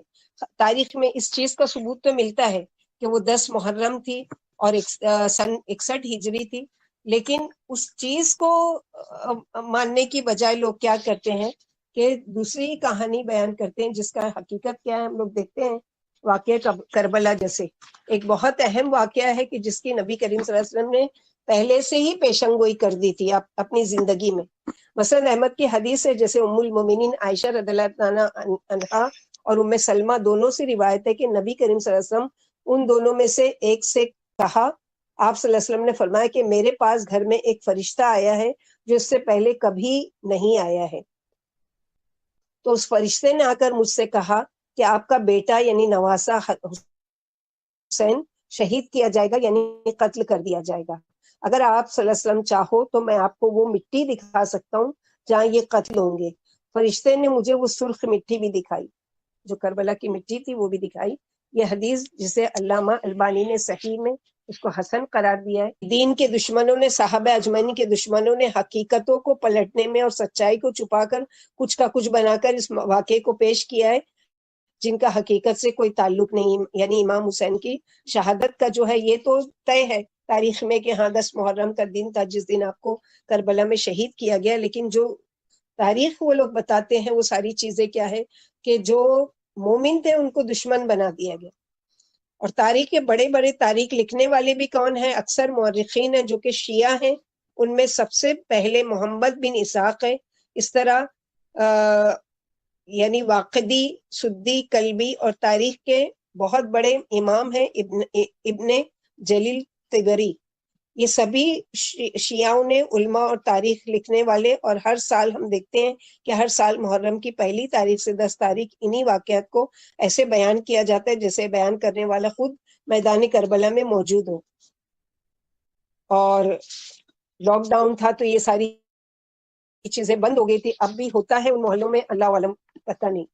اب دیکھتے ہیں کہ اس واقعے کی حقیقت کیا ہے. ہم تھوڑا سا دیکھتے ہیں جو بھی ہم لوگوں کو نالج ملی ہے اس کے ذریعے سے کہ حقیقت کیا ہے کہ جو بنایا گیا ہے من گھڑت باتیں، اور اس میں صحابہ کرام کو باقاعدہ نعوذ باللہ گالیاں دیتے ہیں اور اس طرح کا وہ کرتے ہیں. تو یہ ساری چیزیں آپ دیکھتے ہیں کہ اس واقعے کی حقیقت اور اس کا پس منظر کیا ہے. تو وہ یہ ہے کہ امیر معاویہ کون تھے؟ ابو سفیان کے بیٹے. ابو سفیان کون تھے؟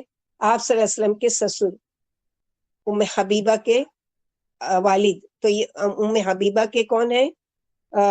امیر معاویہ بھائی ہیں، جو کاتب وحی بھی ہیں. یعنی آپ صلی اللہ علیہ وسلم پر جب وحی نازل ہوتی تھی قرآن کی تو آپ صلی اللہ علیہ وسلم کے پاس کوئی نہ کوئی 5 یا 6 صحابہ کرام تھے جو کاتب وحی کے نام سے مشہور تھے. وہ فوراً آپ صلی اللہ علیہ وسلم لکھوا دیا کرتے تھے تاکہ میں کوئی چیز بھول نہ جاؤں یا کوئی چیز مجھ سے رہ نہیں جائے. تو وہ فوراً وہاں موجود ہوتے تھے اور وہ کسی چمڑے پر، کسی ہڈی پر جانور کی، یا کسی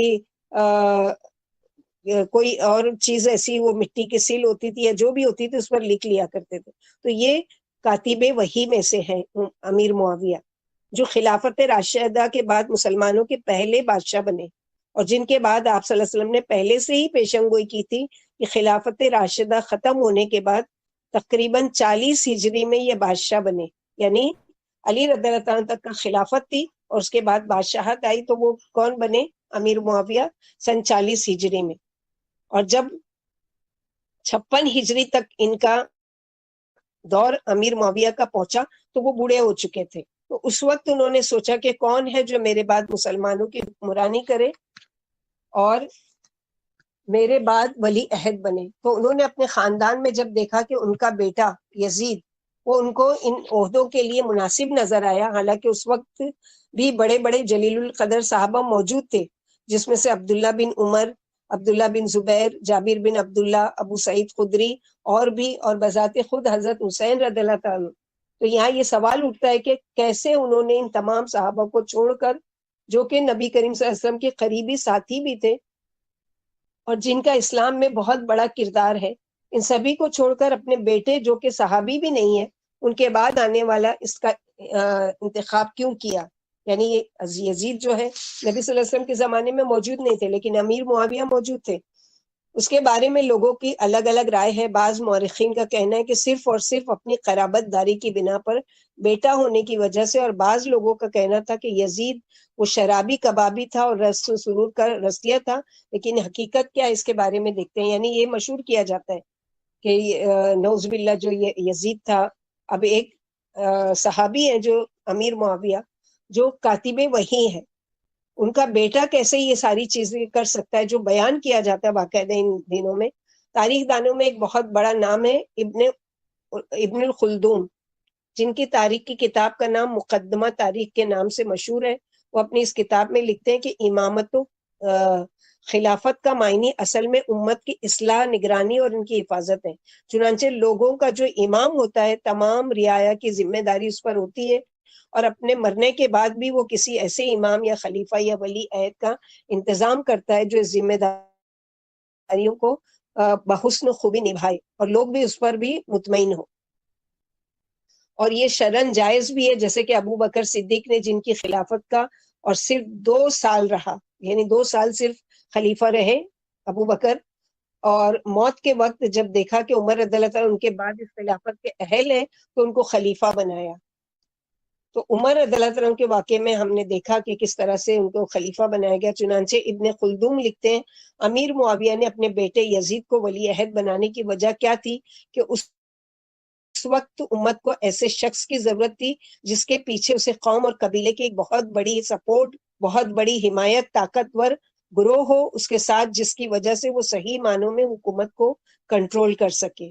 اور پھر یہ بھی لکھتے ہیں کہ امیر معاویہ کی ملکیت کے ختم ہونے تک، یعنی 56 ہجری سے 60 ہجری تک مسلمانوں میں وہ تبدیلیاں آ چکی تھی جو کہ خلافت راشدہ کے زمانے میں نہیں ملی تھی. یعنی بہت ساری یہ ارتداد کا، بہت سے لوگ مسلمان جو تھے وہ مرتد ہونے لگے تھے اور یہ ساری چیزیں ٹوٹنے لگی تھی. جیسے کہ خصوصاً ابو بکر صدیق، عمر فاروق کے زمانے میں مسلمانوں کی طبیعت پر جو دین غالب تھا اور ان کی پسند اور ناپسند کا معیار صرف اور صرف اللہ کی رضا و خوشنودی تھی، تو امیر معاویہ کی مملکت کے دور تک یہ چیز تقریباً بدل چکی تھی.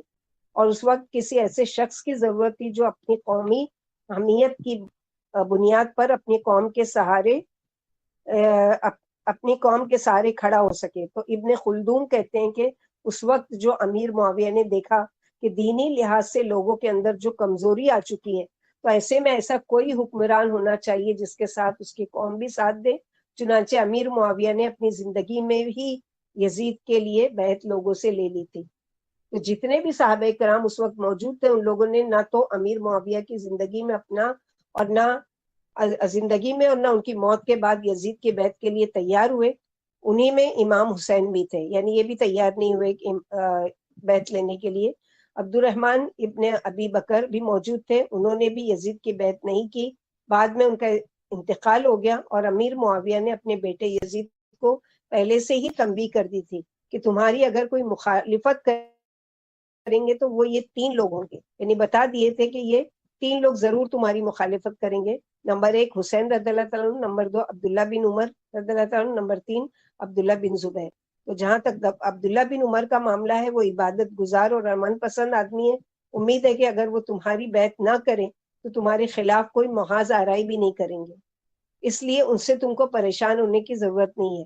جہاں تک حسین ابن علی رضی اللہ تعالیٰ عنہ ہے، امیر معاویہ نے ان کے بارے میں کہا کہ کوفہ کے لوگ ان کو نہیں چھوڑیں گے، کیونکہ والد علی کے آخری ایام کوفہ میں گزرے، بلکہ انہوں نے مسلمانوں کا دارالحکومت کوفہ ہی کو بنا دیا تھا. یہ الگ ان کی تاریخ ہے. تو کوفہ کے ساتھ ان کا ایک خاندانی تعلق ہے، تو کوفہ کے لوگ لازماً ان کو ابھاریں گے، تمہارے خلاف یعنی بڑھاوا دیں گے. لیکن امیر معاویہ ان کو تسلی دیتے کہ جس طرح کوفہ کے لوگوں نے جس طرح ان کے باپ علی رضی اللہ عنہ کو چھوڑا تھا، ایسے ہی ان کو بھی چھوڑ دیں گے. کیونکہ کوفہ والوں کے بارے میں مشہور ہے کہ کوفی لا یوفی، یعنی کوفی کبھی بھی وفادار نہیں ہو سکتے. لیکن تم حسین بن علی کا احترام کرنا ہوگا جو ان کا مرتبہ اور مقام ہے اور رسول اللہ صلی اللہ علیہ وسلم کے نواسے ہیں، اس لحاظ سے ان کی عزت و احترام کرنے کی ضرورت ہے. ان کے خلاف کوئی محاذ آرائی نہیں کرنا. اور جہاں تک عبداللہ بن زبیر ہے، ان کے بارے میں امیر معاویہ نے یزید کو تنبیہ کی تھی کہ یہ وہ شخص ہے کہ جو سر عام محاذ آرائی کرنے والا ہے، تو ان کے مقابلے میں تم کو اپنا انتظام کرنا ہوگا. اس طرح سے یہ ساری چیزوں کے بارے میں بتایا. تو یہ شخصیات جنہوں نے یزید کے ساتھ بیعت نہیں کی، اس کی وجہ کیا تھی کہ ہمارے یہاں جو من گھڑت قصے سنائے جاتے ہیں اس میں سب سے بڑی چیز جو ذکر کی جاتی ہے کہ یزید فاسق و فاجر آدمی تھا اور جانوروں کا شکاری بھی تھا، تو ہم کیسے ایسے شخص کی بیعت کریں. لیکن حقیقت کیا ہے کہ وہ دیکھتے ہیں کہ علامہ ابن یسیر جو بہت بڑے مورخین میں سے ہیں، وہ لکھتے ہیں جب یزید خلیفہ بنتا ہے تو اس نے مدینے کا جو اس وقت امیر تھا اس کو حکم دیا کہ ان 3 لوگوں سے بیعت لی جائے، ابن عمر سے، ابن زبیر سے اور امام حسین، ان تینوں سے بیعت لی جائے، کیونکہ یہ خود تو دمشق میں تھا. تو وہاں کے خلیفہ کو یہ کہتا ہے کہ تم ان 2 لوگوں سے بیعت لو. تو جب ان سے بیعت لینے کا معاملہ آیا تو ابو بکر کے بیٹے عبد الرحمن بن ابو بکر کو ولی عہد بنائے جانے کی خبر ملی تھی. اس وقت انہوں نے سختی سے اس چیز کو رد کر دیا تھا اور کہا تھا یہ کسی یعنی قرابت داری سے قیصر روم کے بادشاہ، ان کا یہ انداز ہے کہ خاندان کے اندر ہی بادشاہ، تو اس کا بیٹا، پھر اس کا بیٹا، تو خاندان کے اندر ہی بادشاہ چلتی تھی. تو عبد الرحمن بن ابی بکر نے اس سے انکار کیا کہ یہ جو طریقہ ہے روم والوں کا کہ بادشاہ مثلا ہے، اس کا بیٹا ہے وہ اگلا بادشاہ بنے گا، اس کا بیٹا اگلا بادشاہ بنے گا، تو اس چیز کے میں خلاف ہوں. تو عبد الرحمن بن ابی بکر نے اس سے انکار کیا کہ یہ اسلامی طریقہ نہیں ہے، یزید کی کوئی برائی نہیں کی، اور ابن ابو بکر کا ایک اعتراض یہ بھی تھا کہ جب صحابہ کرام اور اللہ کے رسول کے نواسے موجود ہیں تو ان کے ہوتے ہوئے کیسے یزید کے کو یہ خلافت کا منصب دیا جا رہا ہے۔ یہاں ہم دیکھتے کہ یزید کون تھا، یعنی یزید کے بارے میں ابن تیمیہ فرماتے منہاج السنہ میں کہ یزید کے بارے میں لوگوں کے 3 گروہ ہیں۔ نمبر 1 وہ گروہ جو یزید کو صحابی کہتے ہیں بلکہ خلفائے راشدین میں سے قرار دیتے ہیں۔ دوسرا گروہ وہ ہے جو اس کو کافر و مرتد، بدتینت اور منافق اور فاسق و فاجر کہتا ہے، بلکہ یزید نے جو بھی جنگیں لڑی ہیں، چاہے وہ کربلا ہو، چاہے وہ مدینہ کے لوگوں سے اس نے انتقام لیا ہے، بدر کی جنگ کا، کہ بدر کی جنگ میں جو قریش کے بڑے بڑے سردار مارے گئے تھے ان کا اس نے انتقام لیا، ایسا کہا جاتا ہے۔ تیسرا گروہ وہ ہے جو یزید کو ایک مسلمان حکمران سمجھتے ہیں کہ خلافت اسلامیہ کا خلیفہ تھا، نہ وہ صحابی تھے اور نہ کافر منافق۔ یہ ابن تیمیہ کے الفاظ ہیں کہ یہ وہ الفاظ ہیں کہ جو قیامت کے دن کسی کو اللہ کے سامنے شرمندگی کا شکار نہ ہونے دیں گے۔ اگر ناحق کسی پر بہتان لگائے گئے تو جواب دینا ہوگا، یعنی اگر اپنی من گھڑت باتیں جو بیان کی جاتی ہے، ظاہر ہے کہ بہتان ماننا ہے، اور بہتان کی سزا کیا ہے؟ قیامت کے دن اللہ سبحانہ و تعالیٰ کے وہاں بڑی سخت سزا ہے اس کے لیے۔ ابن کثیر رحمۃ اللہ علیہ اپنی کتاب البدایہ و نہایہ میں لکھتے ہیں کہ معاویہ رضی اللہ تعالیٰ عنہ کا انتقال ہوتا ہے تو یزید اس وقت حلق کے قریب ایک جگہ پر تھے، تو اپنے والد کی موت کے بعد دمشق پہنچتا ہے اور اپنے باپ کی قبر پر جا کر نماز جنازہ پڑھی۔ اس کے بعد دمشق میں جا کر لوگوں کو خطبہ دیتے ہیں کہ میرے والد معاویہ اللہ کے بندوں میں سے ایک بندے تھے، اللہ تعالیٰ ان کو اپنی نعمتوں سے نوازے، پھر اللہ تعالیٰ نے ان کو اپنے پاس بلا لیا، وہ اپنے بعد والوں سے بہتر اور اپنے پہلوں سے کمتر تھے۔ تو انصاف کی بات کہی کہ وہ صحابی تھے، اور ان سے پہلے جو بڑے بڑے صحابہ کرام گزرے وہ ان سے کمتر تھے، مگر بعد میں تابعین جو آئے ان سے وہ بہتر تھے۔ یہ وہ انصاف کی بات تھی جو عام لوگوں کے سامنے علی اعلان اپنے باپ کے بارے میں کہہ رہے تھے۔ پھر کہا کہ اللہ تعالیٰ کہ ہاں میں ان کے بارے میں کہوں گا کہ ان کی غلطیاں یا گناہ ہو تو اللہ ان کو معاف کرے، اور اگر وہ گرفت کرے تو وہ اللہ تعالیٰ کا عدل و انصاف ہے۔ تو یزید کی خلافت شروع ہوتی ہے 60 ہجری میں، تو انہوں نے مدینہ کے امیر سے جو کہا تھا کہ ان تینوں سے بیعت لینا اور نرمی کا معاملہ کرنا، اب مدینے کے امیر نے ابن عمر سے تو کچھ نہیں کہا، لیکن عبداللہ بن زبیر اور حسین بن علی کو بلا بھیجا کہ تم آ کر بیعت کرو۔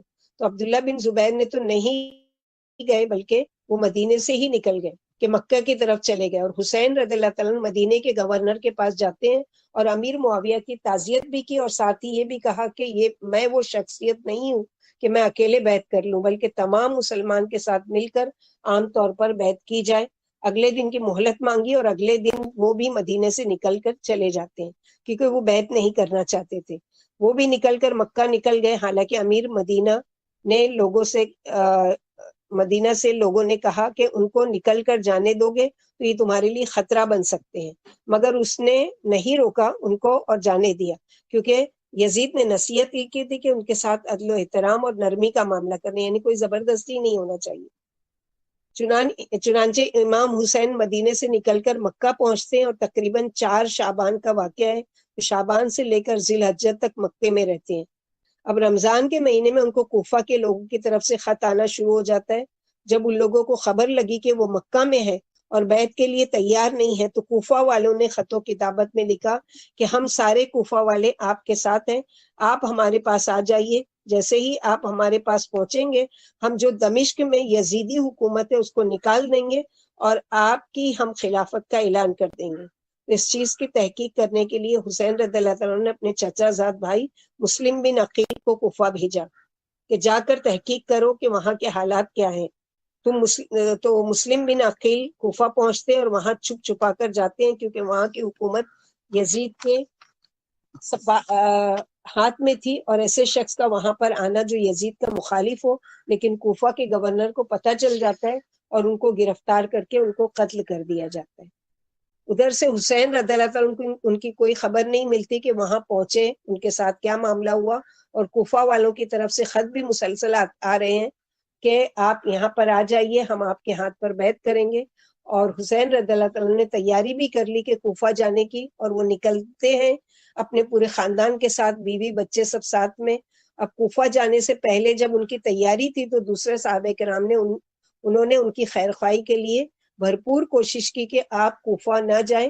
ان کے بھائی محمد بن حنفیہ جو ان کے تیسرے نمبر کے بھائی تھے، انہوں نے بھی بہت منع کیا کہ کوفہ والوں پر اعتبار مت کیجیے، وہ دھوکے باز لوگ ہیں۔ اس عبداللہ ابن عمر ان کو سمجھاتے رہے کہ آپ ارادہ بدل دیجئے، مت جائیے، کیونکہ کوفہ والوں نے آپ کے والد کو بھی دھوکے سے قتل کیا تھا، اور اس آپ کے چچا زاد بھائی عبداللہ بن جعفر سب نے منع کیا، لیکن اللہ کی تقدیر ہر چیز پر غالب آ جاتی ہے۔ ان سب کے باوجود وہ اپنے خاندان کو لے کر کوفے کا سفر کرتے ہیں، اور جب کوفہ سے پہلے کچھ فاصلے پر پہنچتے ہیں تو ان کو خبر ملتی ہے کہ کوفہ میں مسلم بن عقیل جو چچا زاد بھائی تھے ان کو قتل کر دیا گیا، اور یہ بھی پتہ چلتا ہے کہ کوفہ پر عبید اللہ بن زیاد جو کوفہ کا گورنر ہے اس کا مقبل قبضہ ہے۔ اب وہاں سے انہوں نے واپس لوٹنے کا ارادہ کیا کہ اگر یہ صورتحال ہے تو ہمارا کوفہ جانا مناسب نہیں ہے، کیونکہ ہمارے دشمن وہاں پر وہ ہے یعنی قبضہ کیے ہوئے، لیکن ساتھ ہی مسلم بن عقیل کے جو بھائی ان کے ساتھ آتے ہیں، ان کے بیٹے بھی ساتھ تھے، انہوں نے کہا کہ کیسے ہم اپنے باپ کے قتل کا انتقام لیے بغیر واپس جا سکتے ہیں۔ تو اس پر حسین رضی اللہ تعالیٰ ان سب کے ساتھ آگے چل کر کوفہ جانے کا ارادہ رکھتے ہیں، حتیٰ کہ کوفہ کے قریب جب پہنچتے ہیں تو کوفہ کے گورنر کی طرف سے لشکر آتا ہے، اور حسین رضی اللہ تعالیٰ ان کے ساتھیوں کا مقابلہ کرنے کے لیے، جس میں سب سے پہلے سعد بن وقاص کے بیٹے عمر ابن سعد جو کوفہ کی فوج کے چیف کمانڈر ہیں، یہ بہت عدل اور احترام کے ساتھ حسین رضی اللہ تعالیٰ سے ملتے ہیں اور دونوں فریقین میں مصالحت کرانے کی کوشش کرتے ہیں۔ اس پر حسین رضی اللہ تعالیٰ دشمن کے لشکر کو 3 پیشکش کرتے ہیں کہ ان 3 میں سے کوئی بھی ایک بات ہماری مان لی جائے۔ نمبر 1، ہمیں مدینہ واپس جانے دیا جائے۔ نمبر 2، یا پھر مجھے یزید کے پاس جانے دیا جائے۔ نمبر 3، یا پھر مجھے آزاد چھوڑ دیا جائے، میں کسی مسلمانوں کے لشکر کے ساتھ مل کر جہاد کے لیے نکل جاؤں گا، ان سب فتنوں سے دور ہو جاتا ہوں۔ تو عمر ابن سعد نے کہا ٹھیک ہے، میں کوفہ کے گورنر کو خط بھیجتا ہوں، عبید اللہ بن زیاد کو، اور تم بھی یزید کو خط لکھو اور دیکھو کہ کیا جواب آتا ہے۔ تو انہوں نے یزید کو تو خط نہیں بھیجا، اور عمر ابن سعد نے کوفہ کے گورنر کو لکھا کہ حسین رضی اللہ عنہ کا یہ 3 مطالبہ ہے، ان تینوں میں سے کوئی ایک مطالبہ قبول کیا جائے۔ اور کوفے کا گورنر بھی شروع میں تیار ہو گیا کہ ٹھیک ہے، وہ کوفہ نہیں آنا چاہتے تو ہم ان کو جانے دیں گے، مگر کچھ برے ساتھی اس کے عمر بن جوشی کے نام کا ایک شخص نے کوفہ کے گورنر سے کہا تم کیسے ایسے شخص کو چھوڑتے ہو جو تمہارا مخالف ہے اور تمہاری حکومت کو قبول نہیں کرتا ہے۔ اس طرح حسین رضی اللہ عنہ کے خلاف وہاں کے گورنر کو بھڑکایا اور کہا ان کو جانے مت دو بلکہ ان کا مقابلہ کرو۔ چنانچہ عبید اللہ بن زیاد نے اپنے اور بھی مزید فوج دے کر بھیجا اور کہا کہ اگر عمر بن سعد بیچ میں ہے اور اگر حسین رضی اللہ عنہ کی طرفداری کریں گے تو اس کا بھی سر کاٹو اور حسین کا بھی قتل کر دو۔ اور عبید اللہ بن زیاد کے بارے میں مشہور تھا کہ بڑا ہی بدماش قسم کا اور بہت ہی ظالم تھا، اور اس کی ایمانیہ تاریخ میں واضح ہیں۔ تو پھر اس کی فوج آتی ہے اور آگے جو کربلا کا واقعہ پیش آتا ہے، اور کربلا کے واقعے کے متعلق تاریخ میں آتا ہے کہ اس میں حسین رضی اللہ عنہ کوشش کرتے ہیں حالات کو سدھارنے کی، اور لشکر والوں کو جو کہ دشمن کی طرف سے آ رہے تھے ان کو ایک تقریر کی کہ میں کون ہوں، نواسے رسول ہوں، اور کس کو قتل کرنے کے لیے آ رہے ہو۔ کہ کئی لوگ یہ سب سن کر اس فوج کا ساتھ چھوڑ کر حسین رضی اللہ عنہ کے ساتھ آ کر مل جاتے ہیں، اور باقی لوگوں کے دل میں بھی ایک طرح کا انکار، ان کا روب طاری ہو جاتا ہے، حتیٰ کہ 9 محرم کی شام تک یہ اس طرح کے مناظرہ چلتے رہتے ہیں۔ اور جب 10 محرم کی صبح ہی عبید اللہ بن زیاد کی طرف سے فوج آ جاتی ہے اور حسین رضی اللہ عنہ کا گھیرا کر لیتی ہے اور لڑائی شروع ہو جاتی ہے، جو کہ عصر کے بعد تک جاری رہتی ہے، اور حسین رضی اللہ عنہ کے ساتھ ان کا بچاؤ کرتے ہوئے ایک ایک کر کے سارے شہید ہوتے جاتے ہیں، اور آخر میں اکیلے حسین رضی اللہ عنہ باقی رہتے ہیں، مگر فوج میں سے کوئی بھی ان کو قتل کرنے کے لیے تیار نہیں تھا۔ بلکہ عجیب بات یہ ہے کہ اس جنگ کے دوران ہی جب نماز کا وقت ہوتا ہے تو نماز کے لیے جب کہا جاتا ہے کہ امامت کون کروائے گا، دشمن کی فوج متفق ہو کر کہتی ہے کہ آپ ہی امامت کروائیے، آپ نواسے رسول ہیں، آپ ہی امامت کروائیے، کیونکہ ان کو پتا ہے کہ یہ ہم میں سے سب سے بہترین ان کا احترام کرتے ہیں، مگر دوسری طرف گورنر کا آرڈر ہے کہ اس کو پورا کرنا ہے۔ خیر آخر میں ان میں کا ایک شخص جس نے اس کا نام کنان ابن انس اخنفی، یہ وہ شخص ہے، حسین رضی اللہ عنہ کو نیزہ مارا، ان کا سر قلم کیا۔ اس طرح نواسے رسول شہید کیے جاتے ہیں۔ کربلا کے اس واقعے میں یزید کا کیا کردار تھا؟ اس نے حسین رضی اللہ عنہ سے بیعت لینے کا مطالبہ کیا تھا، بس۔ اس کے علاوہ اس کا اس واقعے میں کوئی کردار نہیں ہے، اور یہ بیعت لینا بھی مدینے میں تھا، کربلا میں نہیں۔ لیکن شیعوں کے گروہ دھوکے سے لایا اور قتل کیا، اور آج وہی لوگ ماتم کرتے ہیں، کوفہ میں یعنی نوحہ کرتے ہیں۔ تو اللہ تعالیٰ نے اس واقعے میں کچھ لوگوں کو تو عزت کا مقام عطا کیا اور کچھ لوگوں کو ذلیل و رسوا کیا۔ دوسری بات یہ ہے اس واقعے میں کہ جو 3 باتوں کا مطالبہ جو حسین رضی اللہ عنہ نے کیا تھا، اس میں سے ایک یہ تھا کہ مجھے یزید کے پاس جانے دو۔ اگر وہ ان کا دشمن ہوتا تو وہ اس کے پاس کیوں جانے کی مطالبہ کرتے؟ بلکہ یزید کو جب حسین رضی اللہ عنہ کی شہادت کی خبر ملتی ہے تو وہ بہت سخت یعنی غمگین غم کا اظہار کرتا ہے، اور جن لوگوں کو ایسا کیا ان کو لعن طعن کرتے ہیں، اور حسین رضی اللہ عنہ گھر والوں کی عزت و احترام کرتے ہیں۔ اس میں پہلا سبق کہ اللہ تعالیٰ نے جو تقدیر لکھی ہے اس کو نافذ کرنے پر غالب ہے۔ تو کیسے اللہ تعالیٰ نے جو لکھا تھا اس کی کیسی پلاننگ کی، اسی لیے ابن تیمیہ فرماتے کہ سیدنا حسین اور حسن کے لیے اللہ کے یہاں وہ بلند مرتبہ طے ہو چکا تھا جو ہونا ہی تھا، کہ ان کے بھائی حسن رضی اللہ عنہ کو زہر دیا گیا۔ دوسرا سبق اس واقعے میں کہ حق کی خاطر اور صحیح چیز کے لیے ڈٹ جانا اور مقابلہ کرنا۔ اور تیسری چیز اس واقعے سے ہم کو یہ ملتی ہے کہ غلط بات کے مقابلے میں فوج کے لوگوں نے معلوم تھا کہ گورنر غلط ہے، ظالم ہے اور اللہ کی نافرمانی کا حکم دے رہا ہے، اس کے باوجود گورنر کے حکم کو مان کر نواسے رسول کو قتل کیا گیا۔ تاریخ میں آتا ہے کہ حسین بن علی 10 محرم کے دن اپنے پیارے نانا کی سکھائی ہوئی سنت کے مطابق روزے سے تھے۔ دونوں بھائی جنت کے نوجوانوں کے سردار ہوں گے، تو وہ تو روزے سے تھے، تو ہمارے لیے کیا ہے کہ روزہ رکھنا ہے، لیکن اس لیے نہیں کہ امام حسین روزے سے تھے۔ اتفاق سے وہ 10 محرم تھا، لیکن اس سے پہلے ہی اللہ کے نبی صلی اللہ علیہ وسلم نے اس دن کی حرمت بتا دی کہ 10 محرم کا روزہ ہمیں کیوں رکھنا ہے، کہ یہودیوں کی مخالفت کرنا ہے، اور چونکہ موسیٰ علیہ السلام نے شکرانے کے طور پر روزہ رکھا تو ہم اس لیے رکھیں گے، اور اس لیے بھی یاد کیا جائے گا کہ یہ اسلامک کیلنڈر کا پہلا مہینہ ہے۔ اس میں کرنے کا کام کیا ہے کہ اپنے آپ سے عہد کرنا ہے کہ اللہ تعالیٰ سے دعا کے ساتھ کہ اللہ تعالیٰ پچھلے سالوں میں جو ہم نے کوتاہی کی، کمی کی، جو آپ کی ناراضگی کے کام کیے، جو بھی ایسے گناہ کے کام کیے جو جس کی وجہ سے آپ کے غضب کے مستحق ہوئے، اللہ تعالیٰ سے اس چیز کے بارے میں یعنی دعا کرنا ہے کہ اللہ تعالیٰ آئندہ جو سال ہماری زندگی میں آ رہا ہے اس سے اللہ تعالیٰ ہم لوگوں کو اس چیز سے بچائے۔ اور روزہ رکھنے کا کام کیا ہے کہ روزہ رکھنا ہے، اس میں زبان اور عمل دونوں سے ہر ایسے کام سے بچنا ہے جو دوسرے کی اذیت اور تکلیف کا باعث بنے یا جس سے کسی کی دل آزاری ہو۔ صحابہ کرام جیسی بے مثال شخصیات کے لیے کوئی نازیبہ کلمات ادا نہیں کرنا ہے جن سے ان کی بے ادبی اور توہین ہو، کوئی رنجش اور ناچاکی ہو بھی تو وہ ختم کر دینا، اور صلح کا دامن پیغام قول و عمل کے ذریعے عام کرنا ہے۔ اللہ سبحانہ و تعالیٰ سے دعا ہے کہ ہم سب کو صراط مستقیم پر اللہ تعالیٰ چلنے کی توفیق عطا فرمائے۔ تو یہ مختصر طور پر جو واقعہ بیان کیا گیا جس سے حقیقت پتہ چلی ہوگی کہ جو یزید کو دشمن اور امیر معاویہ کو دشمن بنایا جاتا ہے اور یہ ساری چیزیں، تو اصل حقیقت کیا ہے کہ یہ ساری شیعوں کی چال تھی کہ دھوکے سے کہ ہم آپ کے ہاتھ پر بیعت کر لیں گے اور آپ کو اپنا امیر چن لیں گے، اور دھوکے سے بلایا اور وہاں پر خود فوج بھیج کر ان کو قتل کروایا گیا، اور اس طرح سے۔ اور سب سے بڑی چیز ہے کہ قدر اللہ وما شاء فعل، وہ ہوا جو اللہ سبحانہ و تعالیٰ نے نبی صلی اللہ علیہ وسلم کے ذریعے پیشن گوئی کی تھی کہ میرا یہ بیٹا جو ہے وہ 2 قوموں کے بیچ میں صلح کراتے ہوئے یعنی وہ کیا جائے گا، شہید کیا جائے گا۔ تو وہ چیز تو ہونا تھی، لیکن جو واقعہ اصل ہے اس کے بارے میں ہم لوگوں کو جاننا ہے تاکہ ہمارے دل میں کسی کے لیے بھی کوئی غلط فہمی یا کوئی کینہ یا بغض یا وہ نہیں ہو کہ یہ چیزیں وہ ہے۔